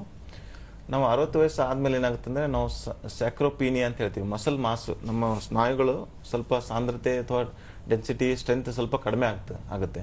ಸೊ ಅದಕ್ಕೋಸ್ಕರ ರೇಂಜ್ ಆಫ್ ಮೂಮೆಂಟ್ಸ್ ಜಾಸ್ತಿ ಮಾಡಿ, ಸ್ಟ್ರೆಂತ್ ಟ್ರೈನಿಂಗ್ ಜಾಸ್ತಿ ಮಾಡಿ, ಮತ್ತೆ ಮಸಲ್ ಬಲ್ಕ್ ಇನ್ಕ್ರೀಸ್ ಆಗುವಂತ ಕೆಲವು ಎಕ್ಸರ್ಸೈಸ್ ಮಾಡಿ. ಅದ್ರ ಜೊತೆಗೆ ಶೀರ್ಷಾಸನ ಮೊದಲಿಂದ ಮಾಡ್ತಾ ಇರಬೇಕಾದ್ರೆ ನೀವು ನಿಮ್ಮ ಬಾಡಿ ಮೈಂಡ್ಗೆ ಅದು ಅಡಾಪ್ಟ್ ಆಗಿರುತ್ತೆ, ಏನು ತೊಂದರೆ ಇಲ್ಲ, ಮಾಡ್ಬೋದು. ಮತ್ತೆ ಒಂದ್ಸಲಿ ಬ್ಲಡ್ ಪ್ರೆಷರ್ ಚೆಕ್ ಮಾಡ್ಕೊಳ್ಳಿ, ಮತ್ತೆ ಏನಾದರೂ ಅಸೋಸಿಯೇಟೆಡ್ ಡಿಸೀಸ್ ಏನಾದರೂ ಇದ್ರೆ ಸ್ವಲ್ಪ ಚೆಕ್ ಮಾಡ್ಕೊಂಡು ಮಾಡ್ಬೋದು. ಅಂಡರ್ ಗೈಡೆನ್ಸ್ ಮಾಡ್ಬೋದು. ನೀವು ರೆಗ್ಯುಲರ್ ಆಗಿ ಪ್ರಾಕ್ಟೀಸ್ ಮಾಡ್ತಾ ಇರೋದ್ರಿಂದ ಡೆಫಿನೆಟ್ಲಿ ಮಾಡ್ಬೋದು. ಓಕೆ ಸರ್, ಇನ್ನಷ್ಟು ಮಾಹಿತಿಯನ್ನ ನೀಡೋಣ.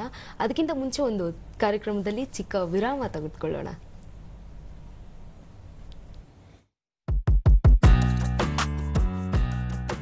ಹೊಸ ಹೊಸ ಅಡುಗೆಗಳನ್ನ ನೋಡಿ ಕಲಿಯಬೇಕೆ? ಕಲಿತು ಮಾಡಲು ಬಿಸಿ ಬಿಸಿ ಸವಿಯಲು ನೀವು ಖುಷಿ ಖುಷಿ. ಹಾಗಾದರೆ ನಿಮಗಿದೆ ಇಲ್ಲೊಂದು ಸಂತೋಷದ ಸುದ್ದಿ. ಆರೋಗ್ಯಕರ ರುಚಿಕರ ಹುಳಿಯುಪ್ಪು ಸಿಹಿ ಖಾರ. ಹಿಂದೆ ನೀವೆಲ್ಲ ಆಹಾ ಎಂತ ರುಚಿ ಕಾರ್ಯಕ್ರಮ ನೋಡ್ತಾ ಬಂದಿದ್ದೀರಾ. ಆದರೆ ಇನ್ನು ಮುಂದೆ ಅದೇ ಕಾರ್ಯಕ್ರಮ ವಿಶೇಷ ಅತಿಥಿಗಳೊಂದಿಗೆ, ವಿಶೇಷ ಅಡುಗೆಗಳೊಂದಿಗೆ ಪ್ರಸಾರವಾಗ್ತಾ ಇದೆ. ರುಚಿ ಸವಿ ಸವಿ ರುಚಿ ಘಮಿಸುವ ರಸಪಾಕ. ರುಚಿ ಸವಿ ಸವಿ ರುಚಿ ಘಮಿಸುವ ರಸಪಾಕ. ಹಾಗಾದರೆ ತಪ್ಪದೇ ವೀಕ್ಷಿಸಿ ಆಹಾ ಎಂತ ರುಚಿ ಕಾರ್ಯಕ್ರಮ ಪ್ರತಿ ಶನಿವಾರ ಮಧ್ಯಾಹ್ನ 3 ಗಂಟೆಗೆ ನಿಮ್ಮ ನೆಚ್ಚಿನ ಚಂದನ ವಾಹಿನಿಯಲ್ಲಿ. ಮತ್ತೆ ಕಾರ್ಯಕ್ರಮಕ್ಕೆ ಸ್ವಾಗತ. ಸರ್, ಯೋಗ ಬಗ್ಗೆ ಹೇಳ್ತಾ ಇದ್ರಿ. ಒಬ್ಬ ವ್ಯಕ್ತಿ ದಿನಕ್ಕೆ ಎಷ್ಟು ಗಂಟೆ ಯೋಗ ಮಾಡಬೇಕು ಅಂತ? ಅಗೇನ್ ಇದು ನಿಮ್ಮ ನೀಡ್ ಮೇಲೆ ಡಿಪೆಂಡು. ನಿಮ್ಗೆ ತುಂಬಾ ಬಿಸಿ ಆಗಿದೆ, ಒಂದು ಅಟ್ಲೀಸ್ಟ್ 20 ನಿಮಿಷ ಆದರೂ ಮಾಡಲೇಬೇಕು. ಸ್ವಲ್ಪ brisk walking, range of moment exercise, 1 ಅಥವಾ 2 ಪ್ರಾಣಾಯಾಮಗಳು ಅಥವಾ 1 ಅಥವಾ 2 ಆಸನಗಳು ಮಾಡಿ ರಿಲ್ಯಾಕ್ಸೇಷನ್ ಟೆಕ್ನಿಕ್ ಮಾಡ್ಕೊಂಡು ಒಂದು ಚಿಕ್ಕ ಪ್ಯಾಕೇಜ್ ತರ ಒಂದು 20 ಮಿನಿಟ್ಸ್ ನೀವು ಕೊಡ್ಬೋದು ಟೈಮು. ಸೊ ಸ್ಪೋರ್ಟ್ಸ್ ಪರ್ಸನಾಲಿಟಿ ಅಥವಾ ತುಂಬಾ ಬಿಸಿ ಪರ್ಸನಾಲಿಟಿ ಇದ್ರೆ ನೀವು ಸ್ವಲ್ಪ ಜಾಸ್ತಿ ಒಂದು 45 ಮಿನಿಟ್ಸ್ ಮಾಡಿದ್ರು ಪರವಾಗಿಲ್ಲ. ಈಗ ಮಾಡರ್ನ್ ವರ್ಲ್ಡ್ ಹೆಂಗಿದೆ ಅಂದ್ರೆ ನಾವು ಯಾವಾಗ್ಲೂ ಮಲ್ಟಿ ಟಾಸ್ಕಿಂಗ್ ಮತ್ತೆ ಬಿಸಿಯಲ್ಲಿ ತುಂಬಾ ಬಿಸಿ ಇರ್ತೀವಿ. ಆ ಪ್ರಕಾರ ನಾವು ಮೋರ್ ಆಕ್ಟಿವಿಟಿಗೆ ಪ್ರಮೋಷನ್ ಜಾಸ್ತಿ ಕೊಡ್ತೀವಿ ಹೊರತು ಯಾರು ಸುಮ್ಮನೆ ಸೈಲೆಂಟ್ ಕೂತಿರ್ತಾರೆ, ರಿಲ್ಯಾಕ್ಸೇಷನ್ ಅಲ್ಲಿ ರಿಲ್ಯಾಕ್ಸ್ ಆಗಿರ್ತಾರೆ, ನಾವು ಅಷ್ಟು ಎನ್ಕರೇಜ್ ಮಾಡಲ್ಲ. ಸುಮ್ಮನೆ ಖಾಲಿ ಕುಂತಿದೆ ನೋಡೋ ಅಂತೀವಿ. ಬಟ್ ರಿಲ್ಯಾಕ್ಸೇಷನ್ ಟೆಕ್ನಿಕ್ ನಾವು ಅದನ್ನ ಅಡಾಪ್ಟ್ ಮಾಡ್ಕೊಳ್ಬೇಕು, ಅದನ್ನ ಕಲ್ಕೋಬೇಕು. ಆಕ್ಚುಲಿ ಅದರಿಂದ ನಮಗೆ ಕೋಪಿಂಗ್ ಸ್ಕಿಲ್ ಬಿಲ್ಡ್ ಆಗುತ್ತೆ. ಕೋಪಿಂಗ್ ಸ್ಕಿಲ್ ಬಿಲ್ಡ್ ಅಂದ್ರೆ ನಾವು ಯಾವುದೇ ಸ್ಟ್ರೆಸ್ ಅನ್ನ ನಾವು ಫೈಟ್ ಔಟ್ ಮಾಡೋಕೆ ನಮಗೆ ಅದೊಂದು ಒಳಗಡೆಯಿಂದಾನೇ ರಿಸೋರ್ಸಸ್ ಕ್ರಿಯೇಟ್ ಆಗುತ್ತೆ. ಅದಕ್ಕೋಸ್ಕರ ಒಂದು at least 20 minutes to 45 minutes regular ಆಗಿ ಯೋಗ ಮಾಡಲೇಬೇಕು. ಯಾವ ಸಮಯದಲ್ಲಿ ಯೋಗನ ಹೆಚ್ಚು ಮಾಡಬೇಕು ಅಂತ ಸರ್? ಉತ್ತಮ ಯಾವುದು ಅಂತ? ಬೆಳಿಗ್ಗೆ ಅರ್ಲಿ ಮಾರ್ನಿಂಗ್ ನೀವು ನಿಮ್ಮ ಟೈಮ್ ರೆಗ್ಯುಲೇಟ್ ಮಾಡೋ ತರ ಇದ್ರೆ 5 ರಿಂದ 6 ಒಳ್ಳೆ ಟೈಮ್. ಮಾಡರ್ನ್ ನಿಮ್ಮ ಟೈಮ್, ನಿಮ್ಮ ಆಫೀಸ್ ಹೋಗೋದು, ಮಕ್ಕಳ ಸ್ಕೂಲ್ ಬಿಡೋದು ಆ ತರ ಇದ್ರೂ ಕೂಡ ಒಂದು 5 ರಿಂದ 6 ನೀವು ಈ ಟೈಮನ್ನ ನೀವು ಅಡಾಪ್ಟ್ ಮಾಡ್ಕೊಂಡ್ರೆ ತುಂಬಾ ಒಳ್ಳೆ. ಯಾರಿಗೆ 5 ರಿಂದ 6 ಎದ್ದೇಳಕ್ಕಾಗಲ್ಲೋ ಅಥವಾ ಡಿಫಿಕಲ್ಟ್ ಆಗುತ್ತೋ ಅವರಿಗೆ ಒಂದೇ ರಿಕ್ವೆಸ್ಟ್ ಏನಂದ್ರೆ ಎನಿ ಟೈಮ್ ಮಾಡ್ಬೋದು. ಬೆಳಿಗ್ಗೆ ಬೆಟರು, ಸಾಯಂಕಾಲ ಬೆಟರು. ಯೋಗ ಮಾಡೋಕ್ಕಿಂತ ಮುಂಚೆ ಒಂದು 40 ರಿಂದ 60 ನಿಮಿಷ ಹೊಟ್ಟೆ ಎಲ್ಲ ಖಾಲಿ ಇರಬೇಕು. So this is basic requirement ನಮಗೆ ಯೋಗ. ಸರ್, ಮತ್ತೊಂದು ಕರೆ ಇದೆ. ವೀಣಾ ಅಂತ ಬೆಂಗಳೂರಿನಿಂದ. ಅಮ್ಮ ನಮಸ್ತೆ, ಕೇಳಿಸ್ತಾ ಇದೆ ಅಲ್ವಾ? ಪಾಕಿಸ್ತಾನ ಬಗ್ಗೆ ಯೋಗ ಯಾವ್ದು ಮಾಡ್ಬೇಕು? ಮತ್ತೊಮ್ಮೆ ಪ್ರಶ್ನೆ ಹೇಳಿ. ಪಾಕಿಸ್ತಾನ ಬಗ್ಗೆ ಯೋಗ ಯಾವ್ದು ಮಾಡ್ಬೇಕು? ಮೇಡಮ್ ಏನಂದ್ರೆ ನಾನು ಮೆಡಿಕಲ್ ಯೋಗದಲ್ಲಿ ಏನ್ ನಾವು ಮಾಡ್ತೀವಿ ಅಂದ್ರೆ, ನಾವು ಮೆಡಿಕಲ್ ಯೋಗದಲ್ಲಿ ನೀವು ನೋಡಿ ಎಷ್ಟು ಡಿಫಿಕಲ್ಟ್ ಕ್ವಶನ್ ಇದೆ ಇದು. ಪಾರ್ಕಿನ್ಸನ್ ನಲ್ಲಿ ನಮ್ಗೆ ಏನಾಗುತ್ತೆ ಅಂದ್ರೆ ಡೋಪಾಮಿನ್ ಸೆಕ್ರೇಷನ್ ಬ್ರೈನ್ ಅಲ್ಲಿ ಕಡಿಮೆ ಆಗುತ್ತೆ ಆಟೋಮೆಟಿಕ್ ಆಗಿ. ಯಾವುದೋ ಒಂದು ಕಾರಣದಿಂದ, ಜೆನೆಟಿಕ್ ಕಾರಣ ಇರ್ಬೋದು, ಯಾವುದೋ ಒಂದು ಕಾರಣ ಇರ್ಬೋದು, ಪಾರ್ಕಿನ್ಸನ್ಸ್ ಡಿಸೀಸ್ ಬರುತ್ತೆ. ಕೈಗಳು ಶೇಕ್ ಆಗೋದು, ಬ್ರಾಡಿಕೈನೆಸ್, ಕೆಲವೆಲ್ಲ ಪ್ರಾಬ್ಲಮ್ಸ್ ಬರುತ್ತೆ. ನಾವೇನಂದ್ರೆ ಬ್ರೈನ್ ಇಂದ ನಮ್ಮ ಬಾಡಿಗೆ ಕಂಟ್ರೋಲ್ ಹೆಂಗ್ ಬರುತ್ತೆ ಅಂದ್ರೆ ಡೋಪಾಮಿನ್ ಇಂದ ಕಂಟ್ರೋಲ್ ಬರುತ್ತೆ. ಸೊ ನಾರ್ಮಲ್ ಆಗಿ ನಾವು ಏನ್ ಮೆಡಿಕೇಶನ್ಸ್ ಏನಿದೆ ತಗೊಳ್ಳೇಬೇಕು. ನೀವಾಗೆ ಮೆಡಿಸಿನ್ಸ್ ನಿಲ್ಸಕ್ ಹೋಗ್ಲೇಬೇಡಿ. ನಿಮ್ಮ ನ್ಯೂರಲಾಜಿಸ್ಟ್ ಜೊತೆ ಕನ್ಸಲ್ಟ್ ಮಾಡಿ. ಅದ್ರ ಜೊತೆಗೆ ನನ್ನ ಸ್ಪೆಷಾಲಿಟಿ ಏನಂದ್ರೆ ಸ್ಪೆಸಿಫಿಕಲಿ ನರಗಳ ರಿಲೇಟೆಡ್ ನಾನು ಜಾಸ್ತಿ ವರ್ಕ್ ಮಾಡೋದು. ಸೊ ಪಾರ್ಕಿನ್ಸನ್ಸ್ ಅಲ್ಲಿ ನಾನೊಂದು 36 ನಿಮಿಷದ ಒಂದು ಪ್ರೋಗ್ರಾಮ್ ಮಾಡಿದ್ದೀನಿ, ಅದನ್ನ ನಾನು ನಿಮ್ಗೆ ಶೇರ್ ಮಾಡ್ತೀನಿ. ಏನಂದ್ರೆ ನಾವು ರೇಂಜ್ ಆಫ್ ಮೂಮೆಂಟ್ಸ್ ಜಾಸ್ತಿ ಮಾಡಬೇಕು, ಮತ್ತೆ ಬ್ರೈನಿಗೆ ಹೋಗುವಂತಹ ಸಂವೇದನೆಗಳು, ಸೆನ್ಸರಿ ಇನ್ಪುಟ್ಸ್ ನ ಜಾಸ್ತಿ ಮಾಡಬೇಕು. ಸೊ ನಿಮ್ಗೆ ಟೀ ಕಪ್ ಹಿಡಿಯೋಕೆ ಕಷ್ಟ ಆಗ್ಬೋದು. ಅಲ್ಲಿ ಕೆಲವರಿಗೆ ನಾವು ಲಂಬ್ರಿಕಲ್ಸ್ ಅಂತ ಹೇಳ್ತೀವಿ. ಕೈ ಬೆರಳುಗಳ ಮಧ್ಯದಲ್ಲಿ ಲಂಬ್ರಿಕಲ್ಸ್ ಅಂತ ಇರುತ್ತೆ ಸ್ನಾಯುಗಳು. ಆ ಲಂಬ್ರಿಕಲ್ಸ್ ಎಕ್ಸರ್ಸೈಸ್ ಜಾಸ್ತಿ ಮಾಡಬೇಕು. ಫ್ಲೆಕ್ಸರ್ ಮತ್ತೆ ಎಕ್ಸ್ಟೆನ್ಸರ್ ಕಂಪಾರ್ಟ್ಮೆಂಟ್ ಆರ್ಮ್ಸ್ ಎಕ್ಸರ್ಸೈಸ್ ಜಾಸ್ತಿ ಮಾಡಬೇಕು. ಲೆಗ್ ಕ್ವಾಡ್ರಿಸೆಪ್ಸ್, ಹ್ಯಾಮ್ಸ್ಟ್ರಿಂಗ್ಸ್ ಮಸಲ್ಸ್ ಎಕ್ಸರ್ಸೈಸ್ ಜಾಸ್ತಿ ಮಾಡಬೇಕು. ನಿಮ್ಮ ಗೇಟ್ ಟ್ರೈನಿಂಗ್ ಅಂತ ಹೇಳ್ತೀವಿ ನಾವು. ನಿಮ್ಮ ಫಿಸಿಯೋಥೆರಪಿಸ್ಟ್ ಹತ್ರದಲ್ಲಿ ಹೋದ್ರೆ ಗೇಟ್ ಟ್ರೈನಿಂಗ್ ಮಾಡ್ಕೊಡ್ತಾರೆ, ಗೇಟ್ ಟ್ರೈನಿಂಗ್ ಮಾಡ್ಕೋಬೇಕು. ಅದ್ರ ಪ್ರಕಾರ ನಿಮ್ಮ ಯಾವ ಸ್ಥಿತಿಯಲ್ಲಿದೆ, ಪಾರ್ಕಿನ್ಸನ್ಸ್ ಯಾವ ಸ್ಟೇಜ್ ಅಲ್ಲಿದೆ, ಅದ್ರ ಪ್ರಕಾರ ನಾವು ಎಕ್ಸರ್ಸೈಸ್ ಅನ್ನ ಮಾಡ್ಯುಲೇಟ್ ಮಾಡಬೇಕು. ಇದು ಒಂದು ಎಕ್ಸರ್ಸೈಸ್ ಫಿಟ್ ಫಾರ್ ಆಲ್ ಅಂತ ಹೇಳಿ ಇರಲ್ಲ. ನಿಮ್ಮ ಏಜ್ ಮತ್ತೆ ಡಿಸೀಸ್ ಫ್ರೀಕ್ವೆನ್ಸಿ, ಡಿಸೀಸ್ ಇಂಟೆನ್ಸಿಟಿ ಪ್ರಕಾರ ನಾವು ಅದನ್ನ ರೆಗ್ಯುಲೇಟ್ ಮಾಡ್ತೀವಿ. ಬಟ್ ಈಸಿಯಾಗಿ ಮಾಡುವಂಥದ್ದು ಯಾವ್ದಂದ್ರೆ ಸೂಕ್ಷ್ಮ ವ್ಯಾಯಾಮಗಳು ಎಲ್ಲಾನು ಮಾಡಿ. ಚೇರಲ್ಲಿ ಕುತ್ಕೊಂಡು ಸೂರ್ಯ ನಮಸ್ಕಾರ ಮಾಡ್ಬೋದು, ಚೇರಲ್ಲಿ ಕುತ್ಕೊಂಡು ಚಂದ್ರ ನಮಸ್ಕಾರನು ಮಾಡ್ಬೋದು, ನಾಡಿ ಶೋಧನ ಪ್ರಾಣಾಯಾಮ ಮಾಡ್ಬೋದು. ನೀವು ಪಾರ್ಕಿನ್ಸನ್ಸ್ ಅಲ್ಲಿ ಆಯುರ್ವೇದ ಪ್ರಕಾರ ಒನ್ ಆಫ್ ದ ವಾತ ವೃದ್ಧಿ ಇದು. ನಾವು ಅದರಲ್ಲಿ ಲೆಫ್ಟ್ ನಾಸ್ಟ್ರಿಲ್ ಬ್ರೀದಿಂಗ್ ಜಾಸ್ತಿ ಮಾಡ್ತೀವಿ. ಸೊ ಈ ತರ ಕೆಲವು ನಾವು ಡಿಸೈನ್ ಮಾಡಿ ಕೊಡ್ಬೇಕಾಗತ್ತೆ. ಬಟ್ ಅದು ರೆಗ್ಯುಲರ್ ಆಗಿ ರೂಟೀನ್ ಆಗಿ ಮಾಡೋದು ನೀವು ರೇಂಜ್ ಆಫ್ ಮೂಮೆಂಟ್ ಎಕ್ಸರ್ಸೈಸ್, ಸೂಕ್ಷ್ಮ ವ್ಯಾಯಾಮಗಳು, ನಾಡಿ ಶೋಧನ ಪ್ರಾಣಾಯಾಮ, ಸಿಟ್ಟಿಂಗ್ ಚೇರ್ ಅಲ್ಲಿ ಕೂತ್ಕೊಂಡು ಸೂರ್ಯ ನಮಸ್ಕಾರಗಳು, ಇಷ್ಟು ನೀವು ಅಡಾಪ್ಟ್ ಮಾಡ್ಕೊಳ್ಳಿ, followed by extended relaxation. Okay sir, ಮತ್ತೊಂದು ಕರೆ ಇದೆ ದಾವಣಗೆರೆಯಿಂದ. ಸುನೀತಾ ಅಂತ. ಅಮ್ಮ ನಮಸ್ಕಾರ. ಮೇಡಮ್, ನಿಮ್ಮ ಪ್ರಶ್ನೆ ಏನಿದೆ ಕೇಳಿ, ವೈದ್ಯರಿದ್ದಾರೆ.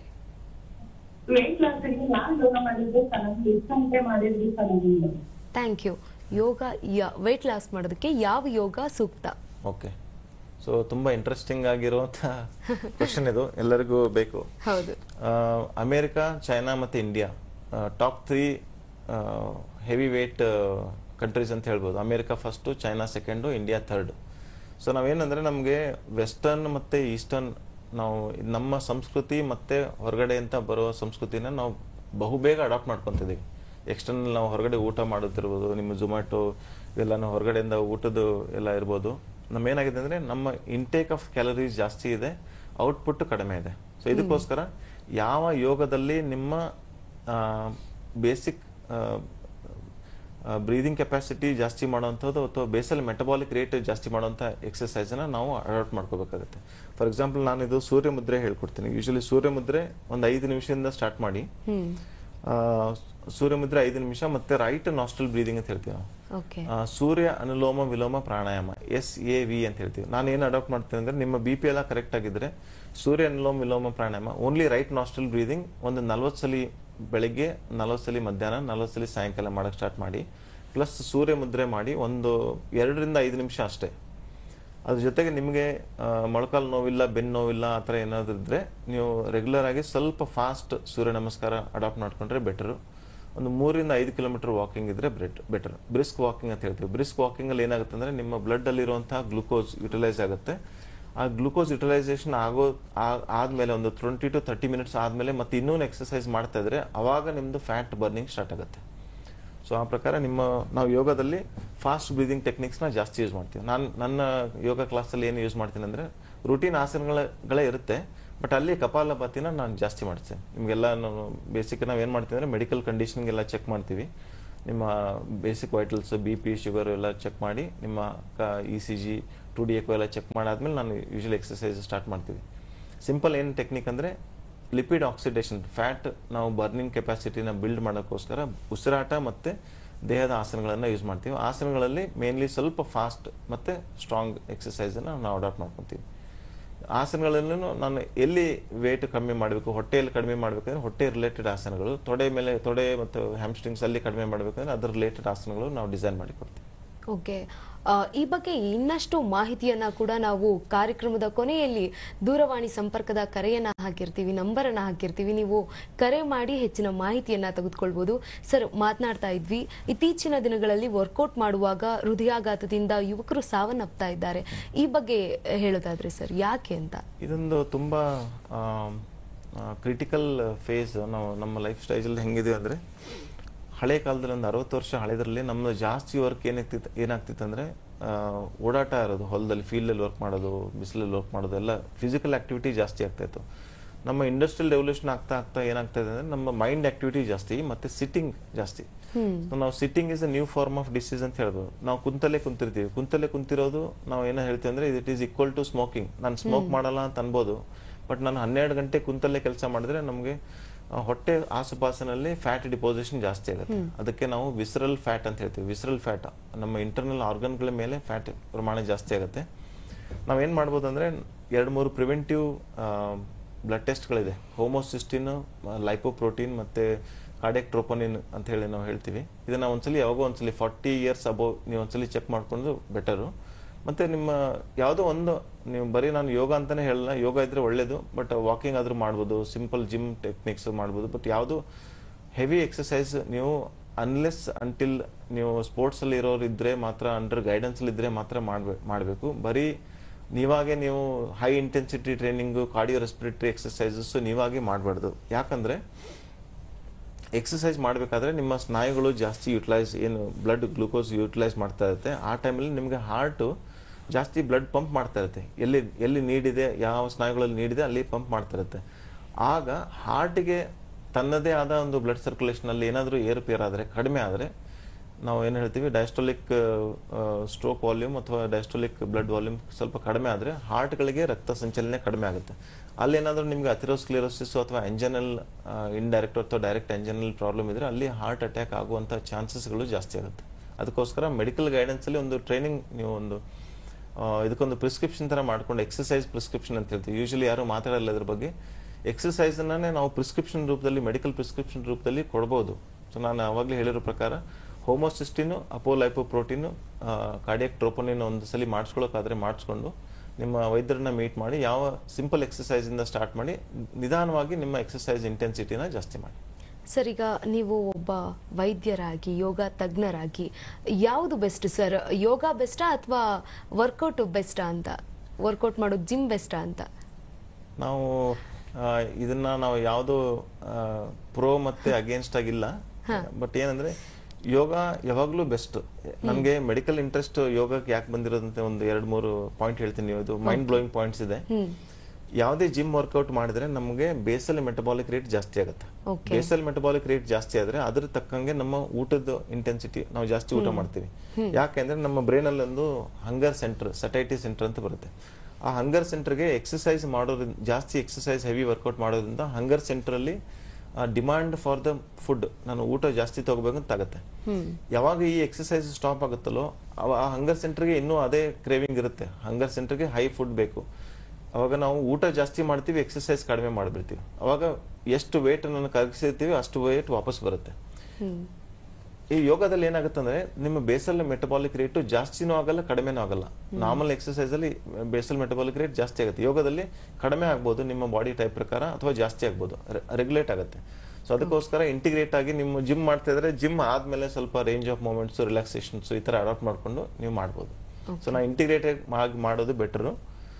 Use the best of the both world. ನೀವು ರಿಲ್ಯಾಕ್ಸೇಷನ್, ಸ್ಟ್ರೆಂತ್ ಟ್ರೈನಿಂಗ್, ಯಾರಿಗೆ ಫ್ಲೆಕ್ಸಿಬಿಲಿಟಿ ಜಾಸ್ತಿ ಬೇಕು ಯೋಗ ಮಾಡಿ, ಯಾರಿಗೆ ಮಸಲ್ ಬಲ್ಕ್ ಜಾಸ್ತಿ ಬೇಕು ಅವರು ರೂಟೀನ್ ಎಕ್ಸಸೈಸ್ ಮಾಡ್ಬೋದು. ಸರ್, ಯೋಗ ಮಾಡಿದ್ರೆ 100 ವರ್ಷ ಬದುಕ್ತಾರೆ, ಅಷ್ಟು ವರ್ಷ ಬದುಕ್ತಾರೆ ಅಂತ ಹೇಳ್ತಾರೆ. ಇತ್ತೀಚಿನ ದಿನಗಳಲ್ಲಿ 40 ವರ್ಷಕ್ಕೆ 31 ವರ್ಷಕ್ಕೆ ಸಾವನ್ನ ಅಪ್ಪೋದನ್ನ ನಾವು ಕೂಡ ನೋಡಿದೀವಿ. ಯೋಗ ಅಳವಡಿಸ್ಕೊಂಡ್ರೆ ಎಷ್ಟು ಉತ್ತಮವಾಗಿರುತ್ತೆ ಅಂತ? ಯಾವಾಗಲೂ ನಾವು ಯೋಗ, ಈಗ ನಾವು ನಾರ್ಮಲ್ ಆಗಿ ನಾವು ಯೋಗನ ಬೇರೆ ರೂಪದಲ್ಲಿ ಕೇಳ್ತೇವೆ. ಆರ್ಗ್ಯಾನಿಕ್ ಫುಡ್, ಆರ್ಗ್ಯಾನಿಕ್ ವೆಜಿಟೇಬಲ್ಸ್ ಅಂತ ಕೇಳ್ತೀವಿ. ಎಲ್ಲನೂ ಬಾಯ್ಲ್ ಡೌನ್ ಆಗೋದೇನೆಂದ್ರೆ ಸಾತ್ವಿಕ ಆಹಾರ, ವಿಹಾರ, ವಿಚಾರ, ಇದು 3ರಲ್ಲೇ ಬರುತ್ತೆ. ಯಮ ನಿಯಮ, ಪತಂಜಲಿ ಯೋಗದ ಫಸ್ಟ್ ಯಮ ಮತ್ತೆ ನಿಯಮ 2ರಲ್ಲೇನೂ ನಾವು ಇದು ಮಾಡ್ಬೋದು. ನಾವು ಮೆಡಿಕಲ್ ಪ್ರಕಾರ ಆಗೇನು ಹೇಳೋದಾದ್ರೆ, ನಾವು ಏಜ್ ಆಗೋದು ಟೀಲೋಮರ್ ಶಾರ್ಟನಿಂಗ್ ಅಂತ ಹೇಳ್ತೀವಿ. ಟೀಲೋಮರ್ ಶಾರ್ಟನ್ ಆಗುತ್ತೆ. ನನ್ನೊಂದು ಕ್ಲೇಮ್ ಏನಂದ್ರೆ, long term regular yoga practitioners, long term regular ಮೆಡಿಟೇಟರ್ಸ್ಗೆ ಟೀಲೋಮರ್ ಶಾರ್ಟನ್ ಆಗುವಂಥ ಫ್ರೀಕ್ವೆನ್ಸಿ ಸ್ವಲ್ಪ ಕಡಿಮೆ ಆಗುತ್ತೆ. ಅವರು 40-50 ವಯಸ್ಸು ಇದ್ರೂ ಸ್ವಲ್ಪ ಹೆಂಗಾಗೆ ಕಾಣ್ತಾರೆ.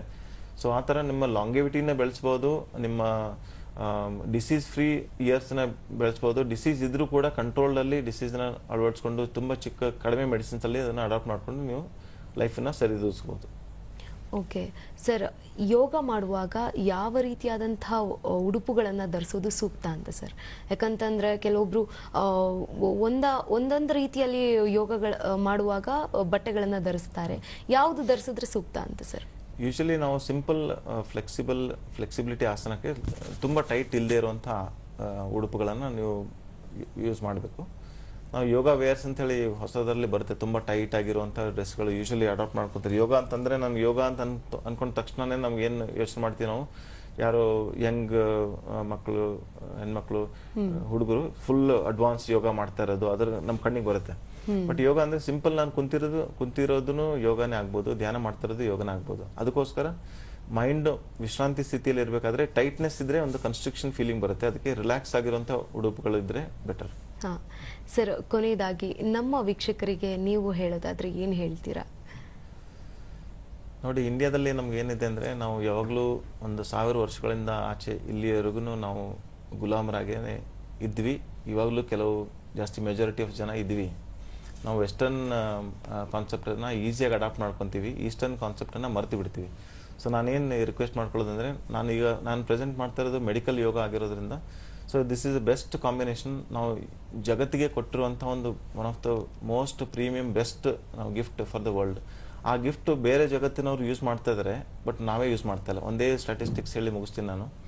2012ರಲ್ಲಿ ಅಮೆರಿಕದಲ್ಲಿ 30 ಮಿಲಿಯನ್ ಜನಗಳು ಡೈಲಿ ಯೋಗ ಮಾಡ್ತಿದ್ರಂತೆ ಸ್ಟ್ಯಾಟಿಸ್ಟಿಕ್ಸ್ ಪ್ರಕಾರ.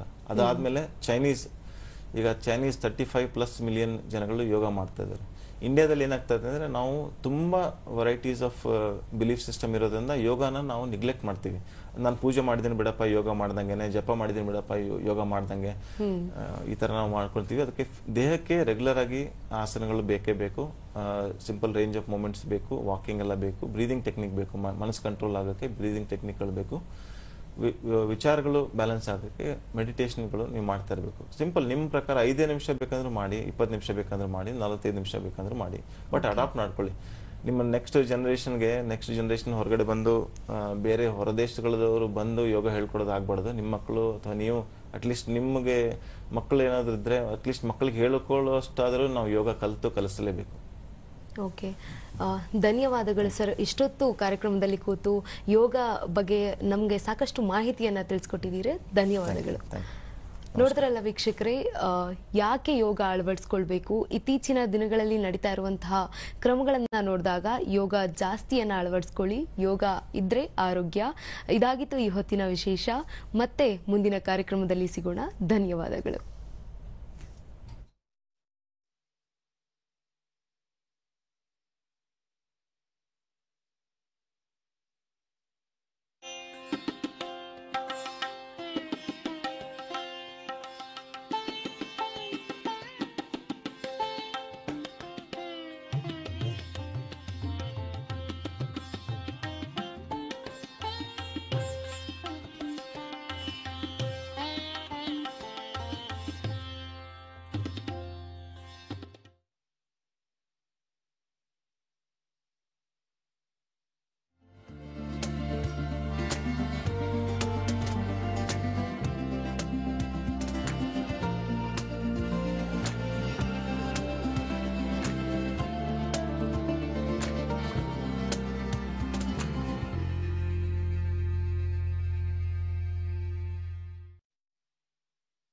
ನೀವು ಮುಖಾಮುಖಿಯಾಗಿ ಎದುರಿಸಿದ್ದೀರಾ. ನೀವು ಲಂಚ ಪಾವತಿಸಬೇಕಾದಾಗ, ನ್ಯಾಯವನ್ನು ಪಡೆಯುವಲ್ಲಿ ವಿಳಂಬವಾದಾಗ, ತಪ್ಪು ಕೆಲಸಕ್ಕೆ ಯಾವುದೇ ಹೊಣೆಗಾರಿಕೆ ಇಲ್ಲ, ಆರ್ಥಿಕ ದುರ್ಬಳಕೆ, ಸರ್ಕಾರಿ ಆಯುಕ್ತರಿಂದ ಅನ್ಯಾಯದ ಪ್ರಯೋಜನಗಳನ್ನು ಪಡೆಯುವುದು. ಲೋಕ್ಪಾಲ್ ಅವರ ಗುರಿ ಸರ್ಕಾರಿ ಅಧಿಕಾರಿಗಳ ಜವಾಬ್ದಾರಿಯನ್ನು ನಿಭಾಯಿಸುವುದು. ಲೋಕ್ಪಾಲ್ ಭ್ರಷ್ಟಾಚಾರದ ವಿರುದ್ಧ ಹೋರಾಡಲು ಭಾರತದ ಆಂಬಡ್ಸ್ಮನ್. ಭ್ರಷ್ಟಾಚಾರವು ಒಂದು ಮಾರಣಾಂತಿಕ ಕಾಯಿಲೆಯಾಗಿದ್ದು ಅದು ಪರಿಣಾಮ ಬೀರುತ್ತದೆ ನಮಗೆ, ನಮ್ಮ ಸಮಾಜಕ್ಕೆ, ನಮ್ಮ ರಾಷ್ಟ್ರಕ್ಕೆ. ಆದರೆ ನಾಗರಿಕರಾಗಿದ್ದು ಮುಖ್ಯವಾಗಿ ನೀವು ನಿಮ್ಮ ಹಕ್ಕುಗಳನ್ನು ತಿಳಿದುಕೊಳ್ಳಿ, ನಿಮ್ಮ ಧ್ವನಿಯನ್ನು ಹೆಚ್ಚಿಸಿ, ಭ್ರಷ್ಟರ ಬಗ್ಗೆ ದೂರು ನೀಡಿ. ಸ್ವತಃ ಲೋಕ್ಪಾಲ್ ಅವರ ಕಚೇರಿಯಲ್ಲಿ ಅಥವಾ ಪೋಸ್ಟ್ ಮೂಲಕ ಅಥವಾ ಆನ್ಲೈನ್ನಲ್ಲಿ. ಲೋಕ್ಪಾಲ್ಗೆ ಆನ್ಲೈನ್ನಲ್ಲಿ ದೂರು ಸಲ್ಲಿಸಲು ಭಾರತದ ಲೋಕಪಾಲ್ನ ಅಧಿಕೃತ ವೆಬ್ಸೈಟ್ಗೆ ಭೇಟಿ ನೀಡಿ. ಹೋಮ್ ಪೇಜ್ನಲ್ಲಿ ಲಾಡ್ಜ್ ಕಂಪ್ಲೇಂಟ್ ಅಥವಾ ದೂರು ನೀಡಿ ಮೇಲೆ ಕ್ಲಿಕ್ ಮಾಡಿ. ನಿಮ್ಮ ಇಮೇಲ್ ಐಡಿ ಮತ್ತು ಮೊಬೈಲ್ ಸಂಖ್ಯೆಯೊಂದಿಗೆ ಖಾತೆಯನ್ನು ರಚಿಸುವ ಮೂಲಕ ನೋಂದಾಯಿಸಿ. ನಿಮ್ಮ ವಿವರಗಳನ್ನು ನಮೂದಿಸುವ ಮೂಲಕ ಲಾಗಿನ್ ಮಾಡಿ ಮತ್ತು ನೀವು ಮಾಡಲು ಬಯಸುವ ದೂರಿನ ಪ್ರಕಾರವನ್ನು ಆಯ್ಕೆ ಮಾಡಿ. ಆನ್ಲೈನ್ ದೂರು ನಮೂನೆಯನ್ನು ಸರಿಯಾದ ಮಾಹಿತಿಯೊಂದಿಗೆ ಭರ್ತಿ ಮಾಡಿ. ವೈಯಕ್ತಿಕ ಮಾಹಿತಿ, ದೂರಿನ ಪ್ರಕಾರ ಮತ್ತು ಯಾವುದಾದರೂ ಪೋಷಕ ದಾಖಲೆಗಳನ್ನು ಇದ್ದರೆ ಲಗತ್ತಿಸಿ. ಅಗತ್ಯ ದಾಖಲೆಗಳು ಅಥವಾ ಸಾಕ್ಷ್ಯಗಳ ಸ್ಕ್ಯಾನ್ ಮಾಡಿದ ಪ್ರತಿಗಳನ್ನು ನಿಗದಿತ ನಮೂನೆಯಲ್ಲಿ ಅಪ್ಲೋಡ್ ಮಾಡಿ. ಫಾರ್ಮ್ ಅನ್ನು ಎಚ್ಚರಿಕೆಯಿಂದ ಪರಿಶೀಲಿಸಿ ಮತ್ತು ಅಗತ್ಯವಿರುವ ಎಲ್ಲಾ ಮಾಹಿತಿಗಳನ್ನು ನೀವು ನೀಡಿದ್ದೀರಿ ಎಂದು ಖಚಿತಪಡಿಸಿಕೊಳ್ಳಿ. ಈಗ ದೂರನ್ನು ಅಪ್ಲೋಡ್ ಮಾಡಿ. ಭವಿಷ್ಯದಲ್ಲಿ ನಿಮ್ಮ ದೂರನ್ನು ಟ್ರ್ಯಾಕ್ ಮಾಡಲು ಸ್ವೀಕೃತಿ ಮತ್ತು ಉಲ್ಲೇಖ ಸಂಖ್ಯೆಯನ್ನು ಗಮನಿಸಿ. ಲೋಕ್ಪಾಲ್ ನಿಮ್ಮ ದೂರನ್ನು ಪರಿಶೀಲಿಸಿ ಕ್ರಮ ಕೈಗೊಳ್ಳುತ್ತದೆ. ಪೋರ್ಟಲ್ ಮೂಲಕ ನವೀಕರಣಗಳನ್ನು ಮೇಲ್ವಿಚಾರಣೆ ಮಾಡಬಹುದು. ದೂರುದಾರರ ಗುರುತನ್ನು ಗುಪ್ತವಾಗಿಡಲಾಗುತ್ತದೆ. ಪಾರದರ್ಶಕತೆ ಮತ್ತು ನ್ಯಾಯವನ್ನು ಖಚಿತಪಡಿಸಿಕೊಳ್ಳಲು ದೇಶದ ಆಡಳಿತದಲ್ಲಿ ಕೆಲಸ ಮಾಡಿದ ಅಥವಾ ಕೆಲಸ ಮಾಡುತ್ತಿರುವ ಅಧಿಕಾರಿಗಳ ವಿರುದ್ಧ ಭ್ರಷ್ಟಾಚಾರದ ದೂರುಗಳನ್ನು ಲೋಕ್ಪಾಲ್ ತನಿಖೆ ಮಾಡುತ್ತದೆ. ಲೋಕ್ಪಾಲದ ಅಧಿಕಾರ ವ್ಯಾಪ್ತಿ ಒಳಗೊಂಡಿದೆ ಕೇಂದ್ರದಲ್ಲಿ ಅತ್ಯುನ್ನತ ಸ್ಥಾನದ ಮಂತ್ರಿ, ಸಂಸತ್ ಸದಸ್ಯ, ಕೇಂದ್ರ ಸರ್ಕಾರದ ಎ, ಬಿ, ಸಿ ಮತ್ತು ಡಿ ಗುಂಪುಗಳ ಅಧಿಕಾರಿಗಳು ಮತ್ತು ನೌಕರರು, ಸಂಸತ್ತಿನ ಯಾವುದೇ ಕಾಯ್ದೆ ಅಡಿಯಲ್ಲಿ ರಚಿಸಲಾದ ಯಾವುದೇ ಮಂಡಳಿ, ನಿಗಮ, ಪ್ರಾಧಿಕಾರ, ಕಂಪನಿ ಅಥವಾ ಸಮಾಜ, ಬಜೆಟ್ನ ಸಂಪೂರ್ಣ ಅಥವಾ ಭಾಗವು ಕೇಂದ್ರ ಸರ್ಕಾರದಿಂದ ಬರುತ್ತದೆ. ಲೋಕ್ಪಾಲ್ ಭ್ರಷ್ಟಾಚಾರ ಮುಕ್ತ ಭವಿಷ್ಯದತ್ತ ಭಾರತದ ಒಂದು ಹೆಜ್ಜೆ, ಏಕೆಂದರೆ ನ್ಯಾಯವು ನಿಮ್ಮ ಹಕ್ಕು ಆಗಿದೆ ಮತ್ತು ಹೊಣೆಗಾರಿಕೆ ಇದರ ಕೀಲಿ.